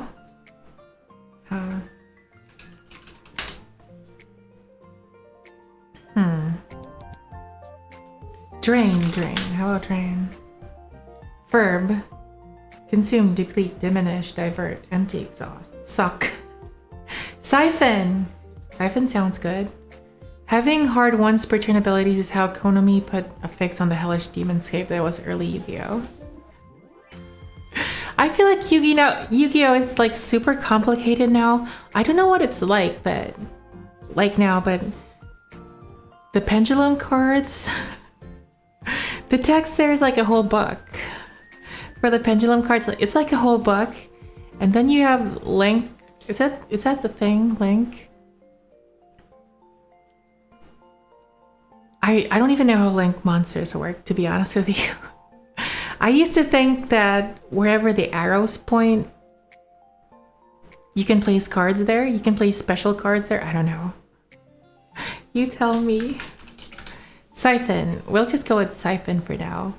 Yeah, Yu-Gi-Oh! Certainly isn't children's card game anymore. Definitely. I know there are different game styles for Magic the Gathering too, but I think Magic the Gathering is easier to pick up than Yu-Gi-Oh! But then again, I've never played Magic the Gathering. I have played Yu-Gi-Oh! But that was like years ago. I don't even know if that was vanilla Yu-Gi-Oh! Or what.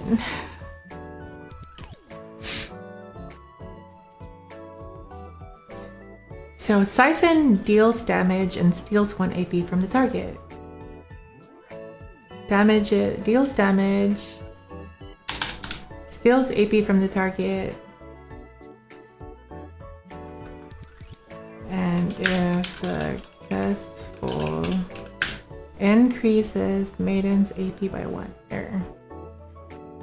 Nah, just steals 1 AP from target. Steal is more than enough. Steal is more than enough. Deals damage and steals 1 AP from the target. Why so many mushrooms? Hello, wildcard. Well, it is a mushroom stream after all. I just wanted to showcase my mushrooms. Oh, you can't see the rest. Okay. That is a lion's mane mushroom. It's a very funky looking mushroom. It's very good for you, apparently. And that in the back there is a king oyster. This is a pink oyster. It's very pretty, which is why I have the camera pointing at it. The arrows can have effects on the zones they point at. Okay. But those zones are the only zones you can summon. Okay, that's what I was thinking. That isn't the extra monster zone. Okay. If they point to the opponent's area, that is where the opponent can put on link monsters too, or can you put your link monsters there? And they don't have a defense, right? Link monsters don't have defense, so they cannot defend. Or I mean, they can't, yeah. They can only attack, I guess. Siphon sounds good. Now they're sounding very magic-y. Got Siphon, Mana Shield. Let's just call it Spore Shield. Spore Shield. Yeah, your opponent can summon link monsters there. Okay. But you cannot summon your own monsters there, right? That would be very weird.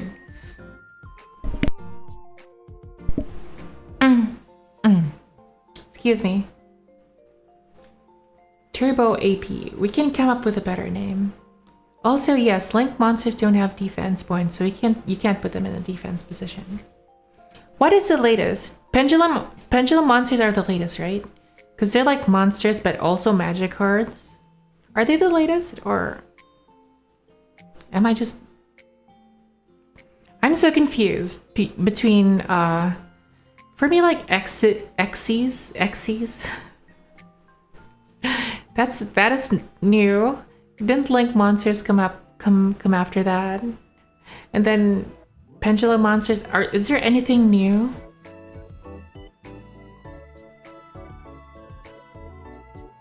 Link monsters are the newest. Okay, pendulum is before that. Okay.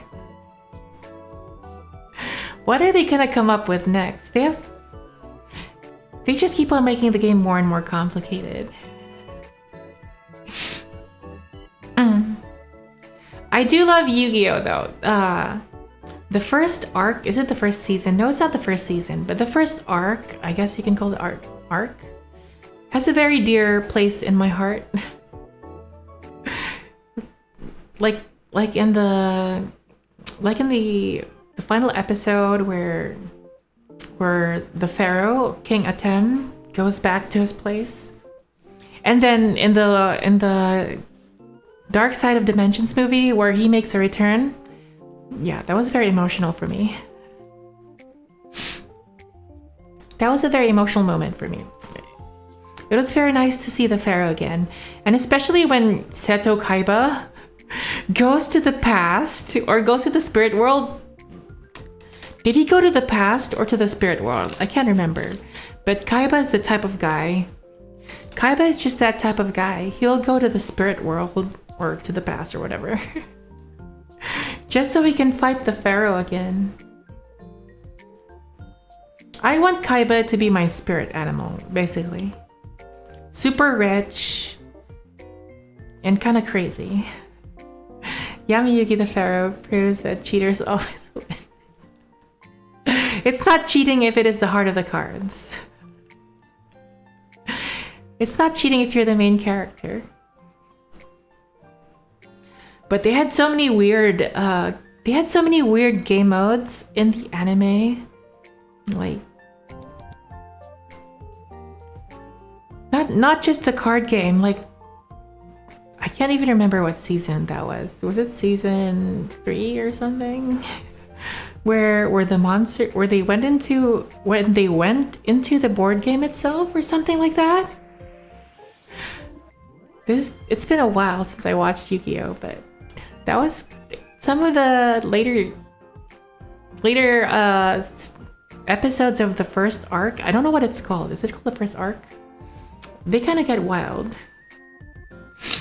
Unfortunately, I haven't seen any of the other Yu-Gi-Oh arcs, so I don't know what it's about. I don't know what they're about. So for me, Yu-Gi-Oh is only the first arc, whatever it's called. I glitched there for a second. Crushing blow. I think we can make it more mushroomy. How do we make this more mushroomy? Lightning. We'll just call it lightning.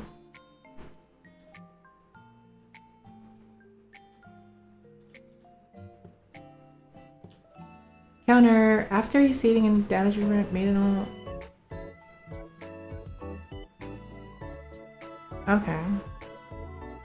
Maiden can be declared as a target of a single target attack. Or damaging. Or should we just make it like all abilities in general? That still seems like very OP. Yami Yugi literally gave Joey a card under the assumption that he'd use it against him.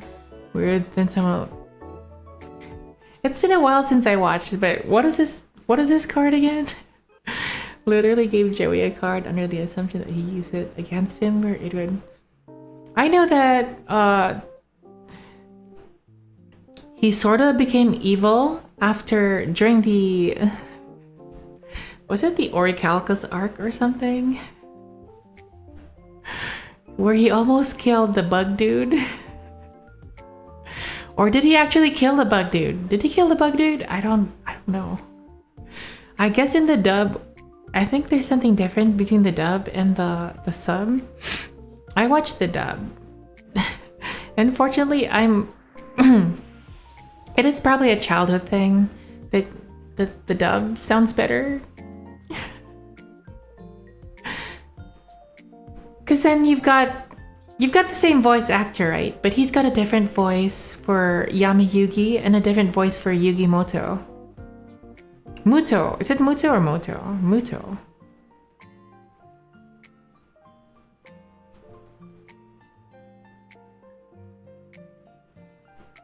Oh, I remember that now.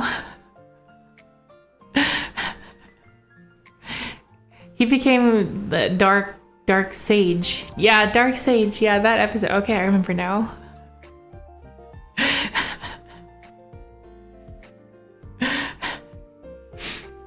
It's weird because you'd think like the dragon wouldn't grow old, but the dragon turned into stone for some reason. But is that how the card works again? I don't think that's how it works. Isn't the Time Magician used to make the 1000-eye? No, wait, no. I might be imagining things. I know there's a 1000-eye card. Is that what the Time Magician does to it? Or I'm just dreaming things up.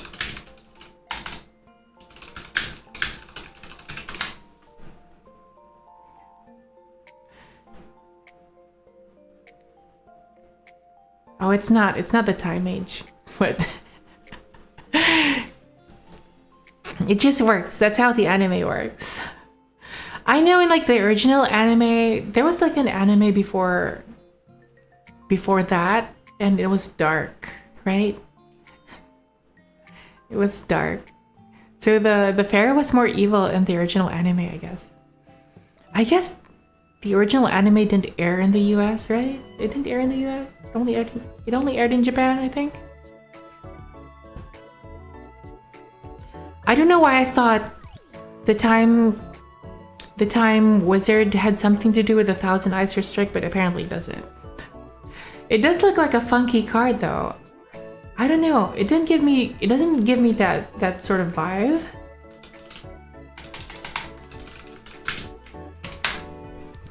It looks cool though. It looks like a really cool card.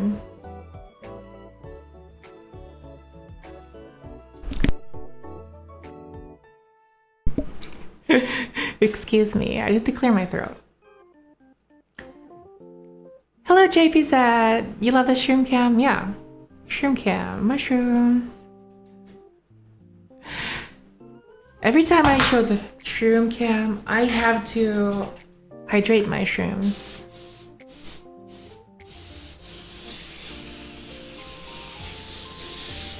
Because right now they're outside from their little tent, which is very humid. To make sure they stay hydrated. There. This is Connie Rose, by the way. Connie Rose, looking very pink. Named after the pink rabbit, the pink yabbit. What is the card that turns into this again? Thousand Eyes Idol. There, that's it. For some reason, I thought I kind of confused the Thousand Eyes Idol with the Time Wizard. I don't know why.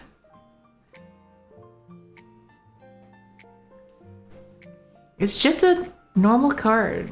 Thousand Eyes Idol. What does restrict do? Other monsters on the field cannot change your battle positions or attack. Wow. Once per turn, you can target one monster on your opponent controls. Equip that monster to this card. Sounds very OP. This card attack defense becomes equal to that equipped monsters. If this card would be destroyed by battle, destroy the equipped monster instead. Sounds kind of OP. But then I don't play Yu-Gi-Oh! Relinquished. Oh, it is a ritual. It was a ritual card. So it is a ritual fusion. Several steps, I guess, but it's only 1 star. You thought that mushrooms like dark and damp places? The darker, yeah, season 0.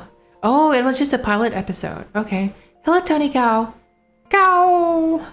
Go! What is my subscribe sound again? When someone subscribes, I'm gonna make a weird Gao sound. Gao! I forgot how to do it. I think that's what it was. But hello, Tony Cow. I didn't mean to play with your last name like that. Thousand Eyes Restrict was a pretty strong in the early days. It was banned for a good while. Really? It sounds like it might be relatively easy to summon, right? Since you've got like cards that can search your deck nowadays. I don't know if you have cards that can specifically search for this. But it looks relatively easy to summon. What is the ritual? What is the ritual? Black Illusion Ritual. So you just need this ritual, a Thousand Eyes Idol, which is like a 1 star.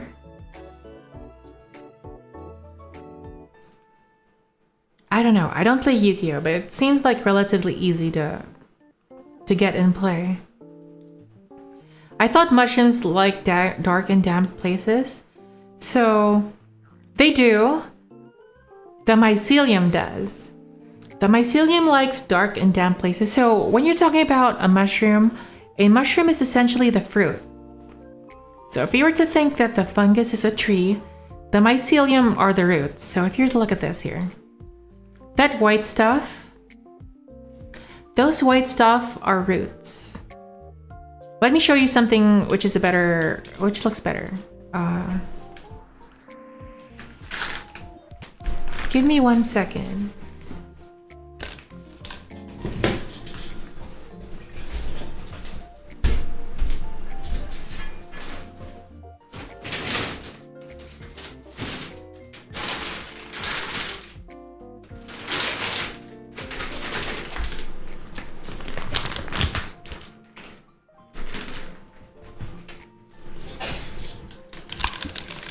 Okay.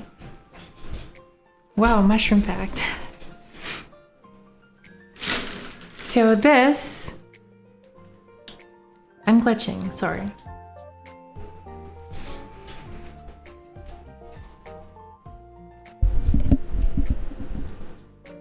Okay. So this here is basically a mushroom block that I haven't put in fruiting conditions yet. So it's not fruiting. To let a mushroom fruit, you have to expose it to the air so they can get oxygen. What does it smell like? Of course you had to ask. This one specifically. So this one is basically that one. You see this big mushroom over here?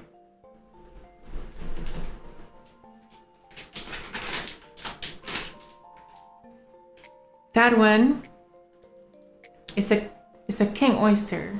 It's a king oyster mushroom. And the mycelium. I'm just gonna, it's hard to describe it, but the mycelium, which means the white stuff. The white stuff is the main body of the fungus, and we call it the mycelium. The mushroom, which is that thing, that's a mushroom. Or that one back there. That is the fruit. So that is the fruit of the mycelium. So the mycelium, those white things, that's the main body of the mushroom. They don't like light. The mycelium itself doesn't like light. So it wants to go underground where it's dark and damp. This side was facing the sun. This side of the bag was facing the sun. And as you can see, not a lot of mycelial growth, right? This side was facing the sun, not a lot of growth. This side was facing away from the sun. So it's full. I can pretty much grow this now. I can pretty much grow this if I put it in fruiting conditions. This will start making mushrooms. Mushrooms, on the other hand, mushrooms grow towards the sun. They grow towards the sun. So when the mycelium starts producing mushroom, it'll send mushrooms towards, it will look for light because they want to reproduce, right? Mushrooms are basically the fruit of the mycelium. It's how they reproduce. This is how they what is the correct term? This is how they diversify the gene pool, for lack of a better term. They can continue spreading as mycelium, but in order to have more diverse genetics, they create mushrooms that will fruit and produce different mushrooms with different genetics. When they fruit, they want to follow towards the sun. So this side was actually facing the sun. This side was facing the sun. This side wasn't. Can you see the difference? It will produce more mushrooms on the side that is facing the sun. So yeah, when you're growing the mycelium, you want it to be dark. But when you're ready to fruit them, when you're ready to fruit the mushrooms, like this one too, the other side wasn't facing the sun. This side was facing the sun. So when they're ready to fruit, you want them to point towards the sun. That is my mistake with this one. This is called lion's mane. It grows pretty aggressively. As you can see, this side was facing the sun, and now you've got mushrooms growing inside the bag. I don't really want the mushrooms growing inside the bag. I want them to grow out of the holes I made. That way all the nutrients, because this block is basically their food, I want all the nutrients in this block to go into the mushroom that comes out, not the mushroom that's growing inside. So unfortunately, there are mushrooms growing inside, and I don't like that. Yeah, very interesting. And you were asking how they smell? They all have different smells, to be honest with you. This big one in the back, and the bag I just showed you, it has a floral scent. It's kind of weird, but it kind of smells like flowers. It has a strong flowery smell. And this one is sweet. I just cooked one the other day. I had a bag that matured, and I cooked them, and they're meaty, but they're also kind of sweet. Yeah. I have never tasted this one yet. I am a beginner. I am a beginner at this, so I'm not 100% an expert. But right now, this one smells like mushroom. It just smells like mushroom. This one though, it smells kind of fishy, which I was told it's supposed to smell a little fishy. It's supposed to smell like seafood. And yeah, this smells like seafood. So there you go. That's what the scents are. I've only encountered a few mushrooms, but the smell for me is distinct, just dirt smell. I have some wine cap mycelium. I haven't grown it yet, but these are mushrooms that just grow out in the wild. I know what you're saying, like the dirt smell, but the wine cap, at least, they have a very sweet smell. You can actually distinguish the mycelium of the wine cap in the wild because it'll have the sweet kind of smell. The bag right now I have in this room actually is contaminated. It got contaminated by some mold, and I'm just letting them grow together.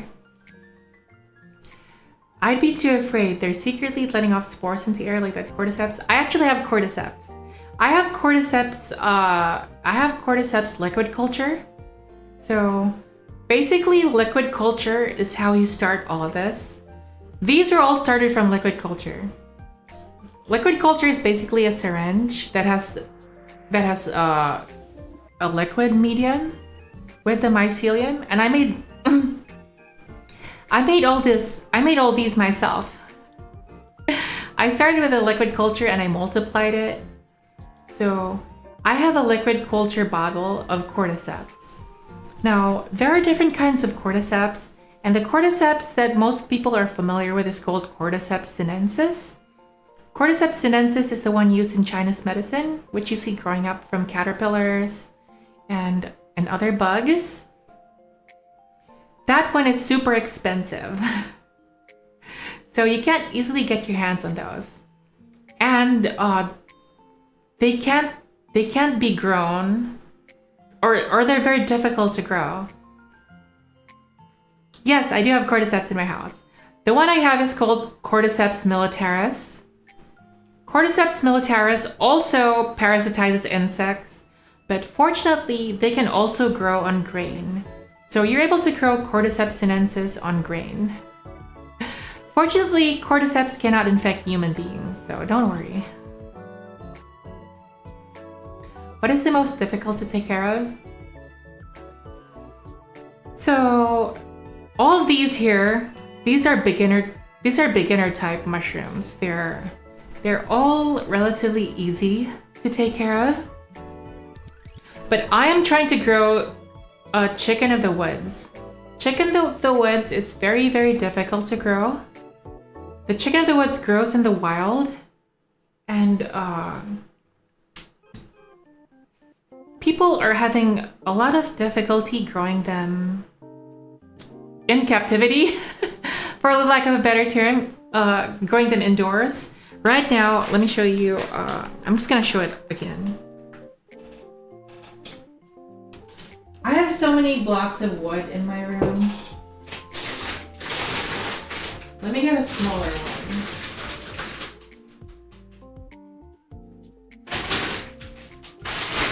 Let's just go with this.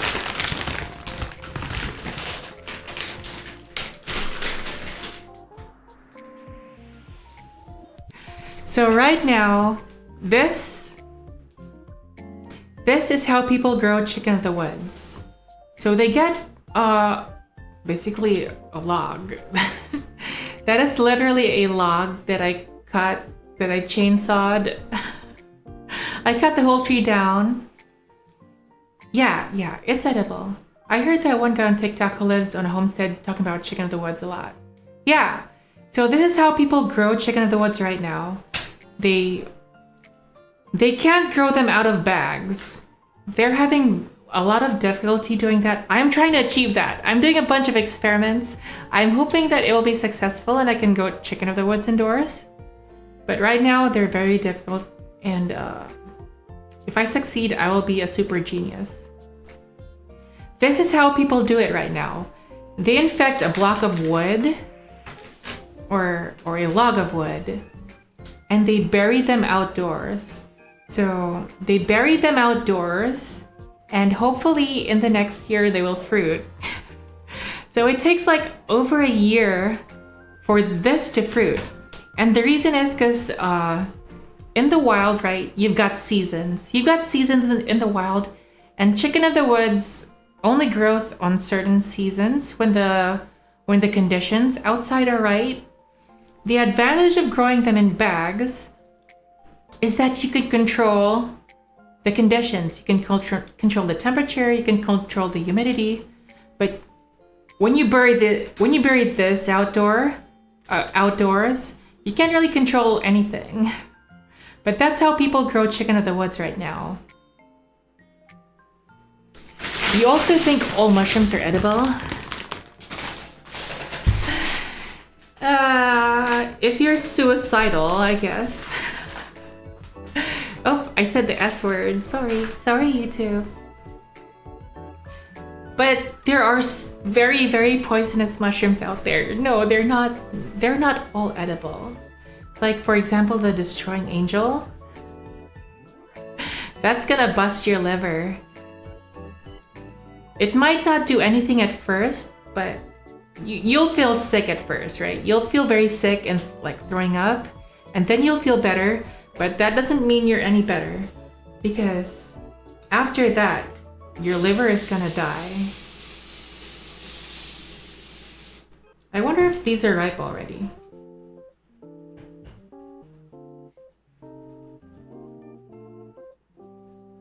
They look very weird. They are pretty though. Does it need to rely on the tree it's attached, as the tree log needs to be growing as well? So that kind of affects it too.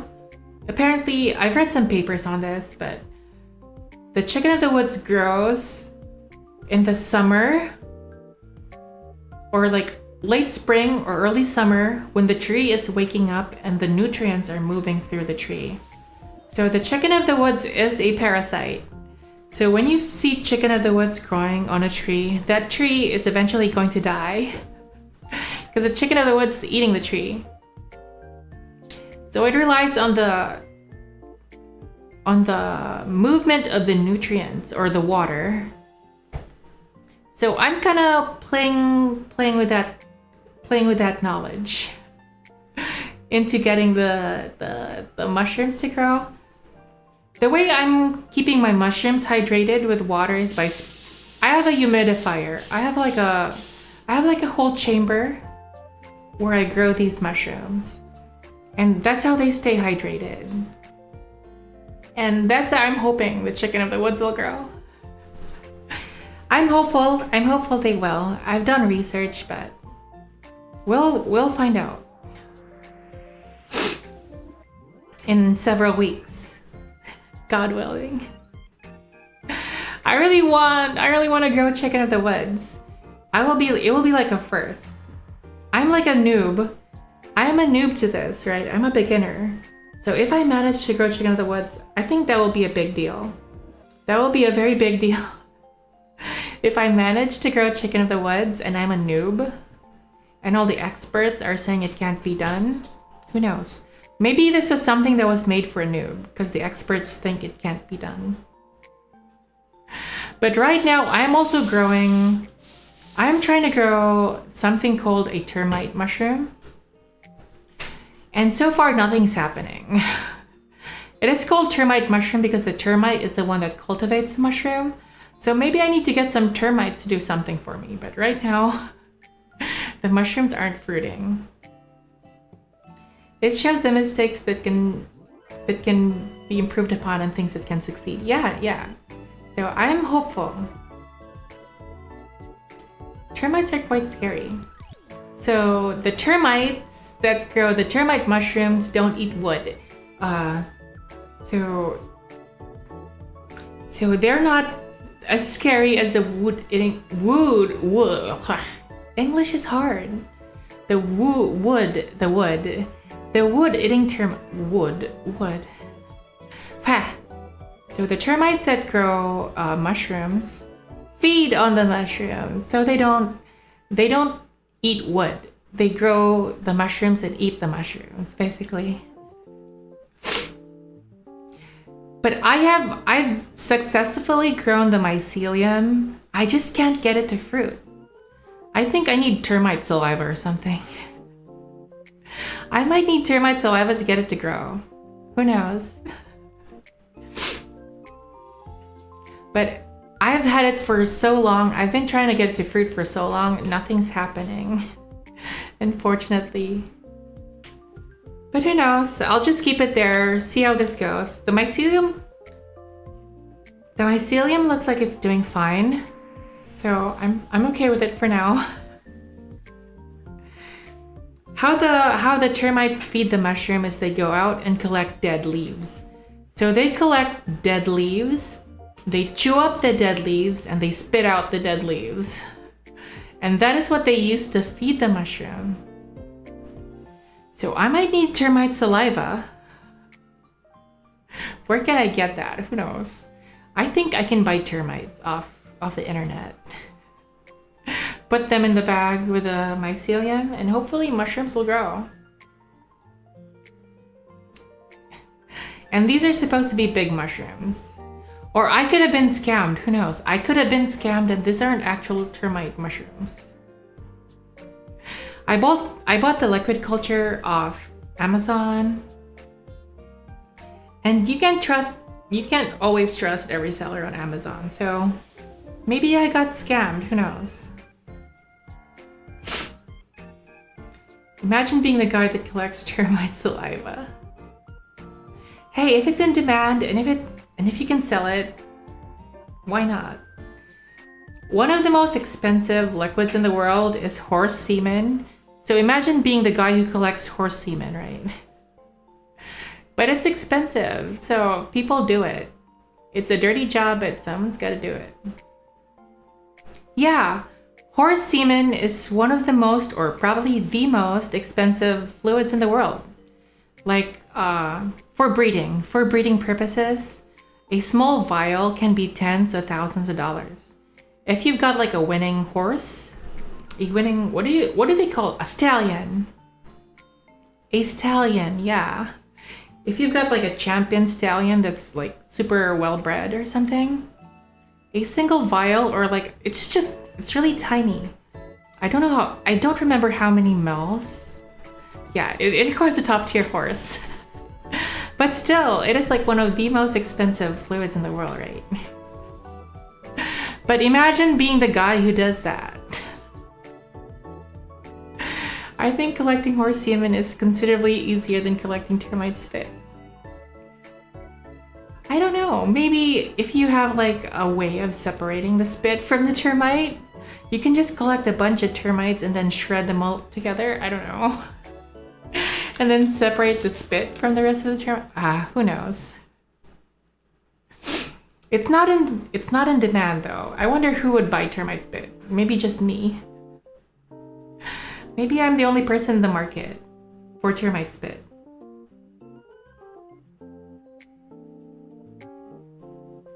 But look at the gills on that mushroom. Very funky looking gills. Some of them are starting to look overripe. I might have to harvest some of these tomorrow. Again, I'm not an expert, but I was expecting them to grow a little bigger. I was expecting for them to grow a little bigger, but no, I don't know. I'm not an expert. I might give them another day. I was told once the mushrooms start to fan outward like that, then that means they're overdone. They're overripe or whatever. But yeah. These ones grew really fast. I'm good. I have more pink oyster bags ready. They aren't fully colonized yet, but they grow very fast.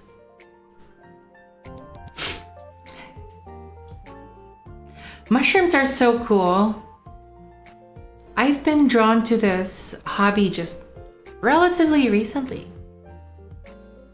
But I've always been interested in mushrooms. I have a very big collection of Mycelium right now, but I'm not growing them. I have some moral Mycelium. I've got giant puffball Mycelium. Yeah, a whole bunch. What made me choose this hobby? I have always been fond of mushrooms, even growing up. The reason why I'm trying to go with termite mushrooms is because they remind me of my childhood when I used to collect mushrooms. And the mushrooms that I collected were these mushrooms. I didn't know that they were termite mushrooms, but that's what the mushroom I collected as a kid. And recently, a lot of mushroom videos were recommended to me. And then it just awoke my inner child again. So I decided to grow mushrooms. Yeah, I see them on Twitter. But yeah, that's why I might just rebrand as a mushroom tuber. If I do though, I'm gonna insert myself into this game. I am definitely going to insert myself into this game. There will be a 𝓡𝓾𝓵𝓮 mushroom. Or I can just insert myself as 𝓡𝓾𝓵. There will be a 𝓡𝓾𝓵 in this game. A mushroom outfit. There you go. If I were to pick a mushroom design, it would be a lobster mushroom. Lobster mushrooms are just super interesting in my opinion. I've talked about this on stream before, but a lobster mushroom is a mushroom that was infected by another fungus. Here, let me show you some pictures.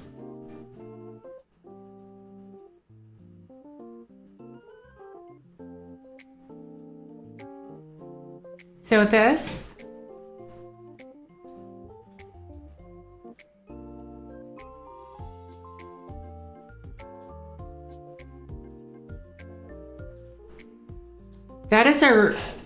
this is a how do you pronounce it? It's Russula,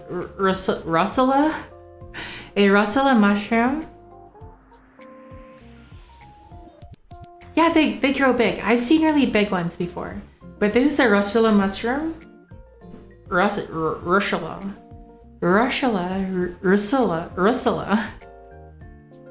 I don't know how it's pronounced. Sorry. But when it gets infected by a specific type of fungus, it turns into a lobster mushroom. Very, very interesting looking mushroom. I think I can find better pictures.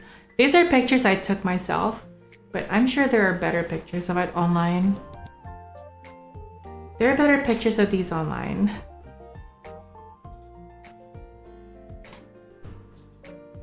Oh, here's an example of a termite mushroom.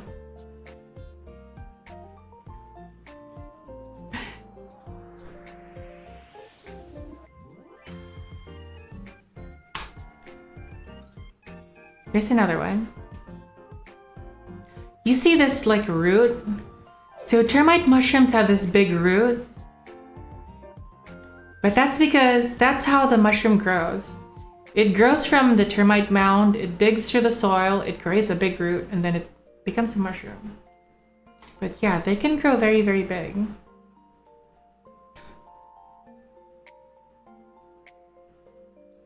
Let me see if I can get a nice picture of a lobster mushroom.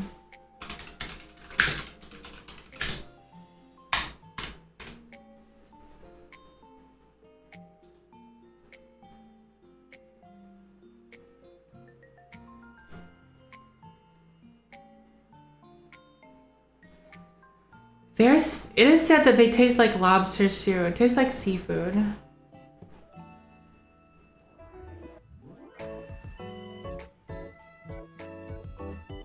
Oh, this is a good picture.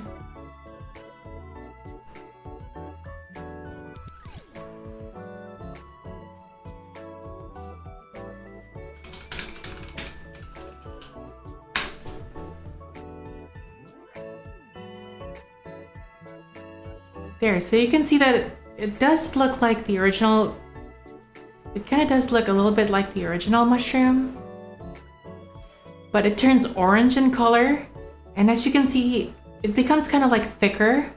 The gills, so the gills get infected and they become like veins. They turn into veins. Can you see that? But yeah, it is a parasitized mushroom. And there are many mushroom species that can get infected. And mushrooms that were previously poisonous, apparently, don't take my word for it, but what I've been reading on is that poisonous mushrooms that get infected, some species that are poisonous, they become edible. Oh, that's chicken of the woods. I've seen a few of your mushroom streams, but I've never wondered, are they edible? The ones that I'm growing are. The ones that I'm growing are edible. Yeah, this one is edible. That is edible. I've eaten that.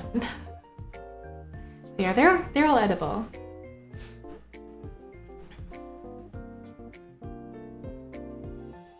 Here are some more pictures. These are pictures that I took. So these are the jars I was talking about. You put the liquid culture in the jars and they infect, or not really infect, colonize.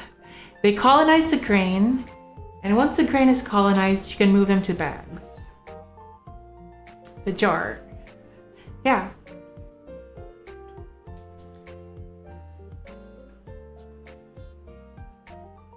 Here's a picture of the inside of the jar. Very fluffy. That's the mycelium.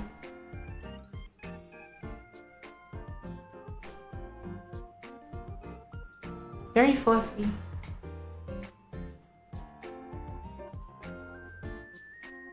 And this is what I want to do with the lion's mane. This is the lion's mane. You can turn them into steak, apparently. So that's what I want to do with the lion's mane. Make like mushroom steaks. The lion's mane is gonna look really funky once it's all grown. Here's some pictures of the lion's mane. Yeah. That's what it looks like when it's fully grown. They look fluffy.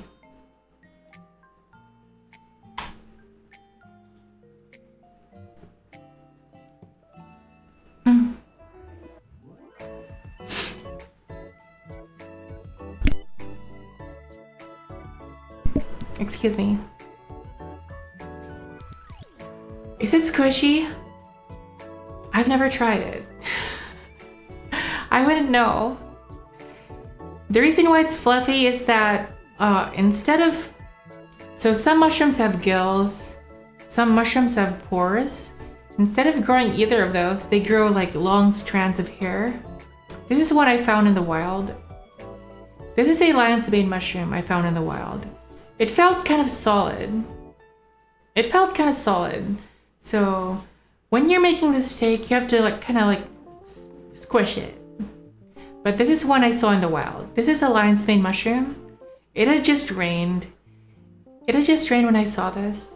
But yeah, that there is lion's mane.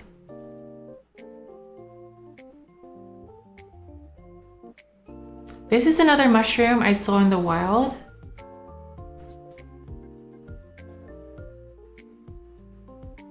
I didn't know what type of mushroom this was. Yeah, they do look like tendrils. I didn't know what type of mushroom this was, so I took a sample and I cloned it. I was successfully able to clone it. The mycelium at least. I don't know how to fruit it, but I'm keeping it in a jar right now. Apparently it's called a resinous polypore. Yeah. It's called resinous because it creates some sort of resin.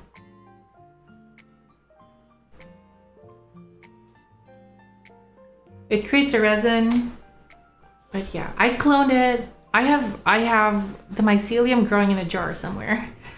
I don't know how to make it fruit, but I don't think I will because I don't know what to do with it. It is edible when it's young. Apparently when it is young, it is edible, but it becomes hard. It grows tough when it gets old, so it's no longer edible. But mushrooms are just so fascinating to me. They're not plants. They're closer to animals than plants. And they're just so fascinating. Unlike plants or animals, you know, like animals and plants, they come in males and females. Mushrooms actually have a very complex reproductive cycle or whatever. Some species have up to 20,000 mating pairs. So they're not just male or female. They can have like up to 20,000 genders. They're just called mating pairs, I think, in the mushroom world. Yeah, and mushrooms are not plants because the structure of the plant comes from cellulose. Let me just move this here. So the thing that gives plant structure is called cellulose. Is it possible to crossbreed them? I don't know how. I wouldn't know how to crossbreed them, so. But people have. Like if they, or not crossbreed, because they have to be the same species. They have to be the same species in order to breed. But people have like, it is a very big thing in the magic mushroom world. A lot of people breed magic mushrooms. They have different strains of magic mushrooms. Yeah, that's the word. Different strains of magic mushrooms, and they breed them that way. I don't know how they do it. I don't really know how they do it though.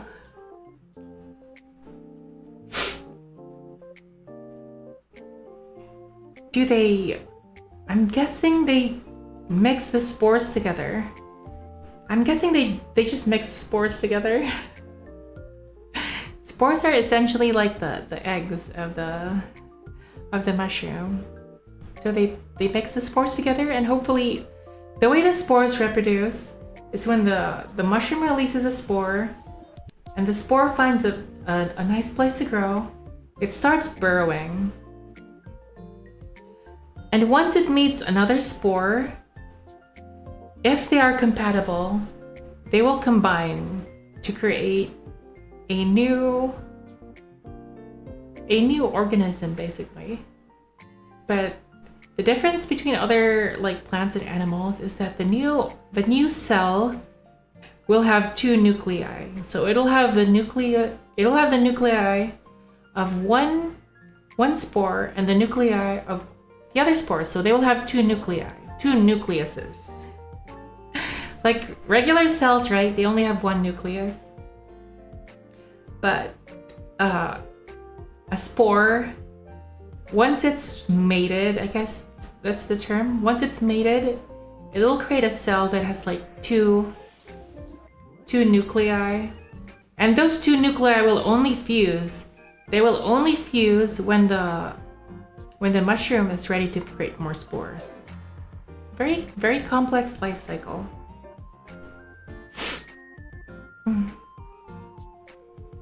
But I'm starting to get sleepy. It is kind of past my bedtime. So I think we've done quite a bit this stream. We've figured out some abilities. Right now the Jaeger class seems like super overpowered, super OP. We can figure out a way to balance that in the future. Hello Armin, did you like look up stuff on mushrooms, or are you just an enthusiast? I had to research stuff. I'm a newbie. I am new to all this. I've only been doing this for several months, so I am not an expert. I am far from an expert. Everything I know, I had to look up. Should we bring the mushrooms? Let's bring the mushrooms.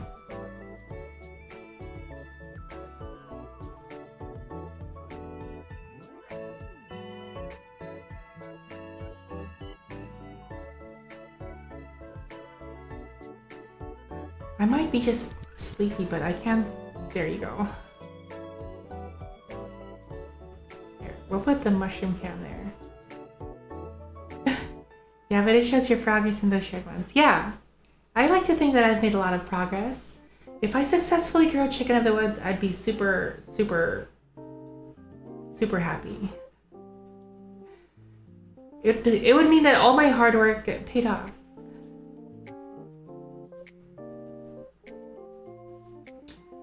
But I am sleepy right now.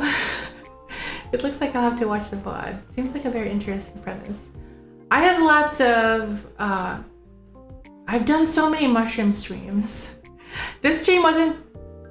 Well, it is supposed to be about mushrooms, but it was supposed to be about my mushroom game. About the mushroom game that I'm making. But like with all Juwun streams, they always go on a tangent, which I'm okay with. I'm okay with. I love tangents. Everyone loves tangents. Who doesn't love a good tangent, right? But I have so many mushroom streams. The one yesterday though, that was like 5 hours. Slipped on another banana peel. But anyways, I am sleepy. It is time for this banana. It is time for this banana to go to sleep. I'm not exactly a banana. I'm a vampire were-tiger. Let's just call myself a were-tiger. I'm a were-tiger. And this banana were-tiger is sleepy. So... My streams are really comfy. Thank you. I don't know when I'm going to be streaming next. I don't have a schedule. It's been a while since I've put out a schedule. I might stream tomorrow morning. I don't know. If the stars align, I will stream tomorrow. I'll stream something. I'll figure something out. But thank you everyone for stopping by. Thank you Armin. Thank you MRP Lucino. Thank you JPZ. Thank you Low Fidelity. I have just realized now that your name stands for Lo-Fi. How am I only realizing this now? You know what I need to do? You know what I need to do? I need to say goodbye with us here.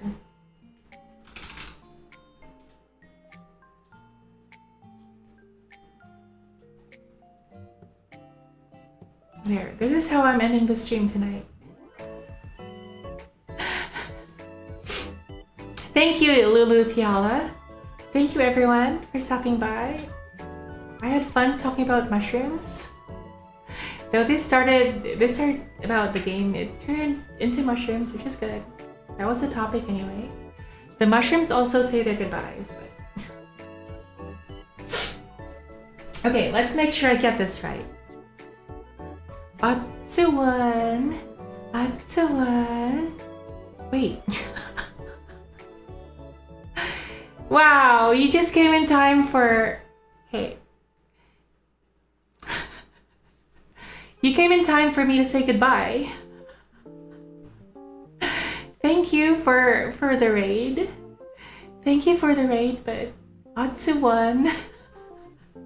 Here, I'll just show you the mushrooms. So at least you'll get something out of it. At least you'll get something out of this. You'll see the mushrooms. There, mushroom, mushroom, mushroom.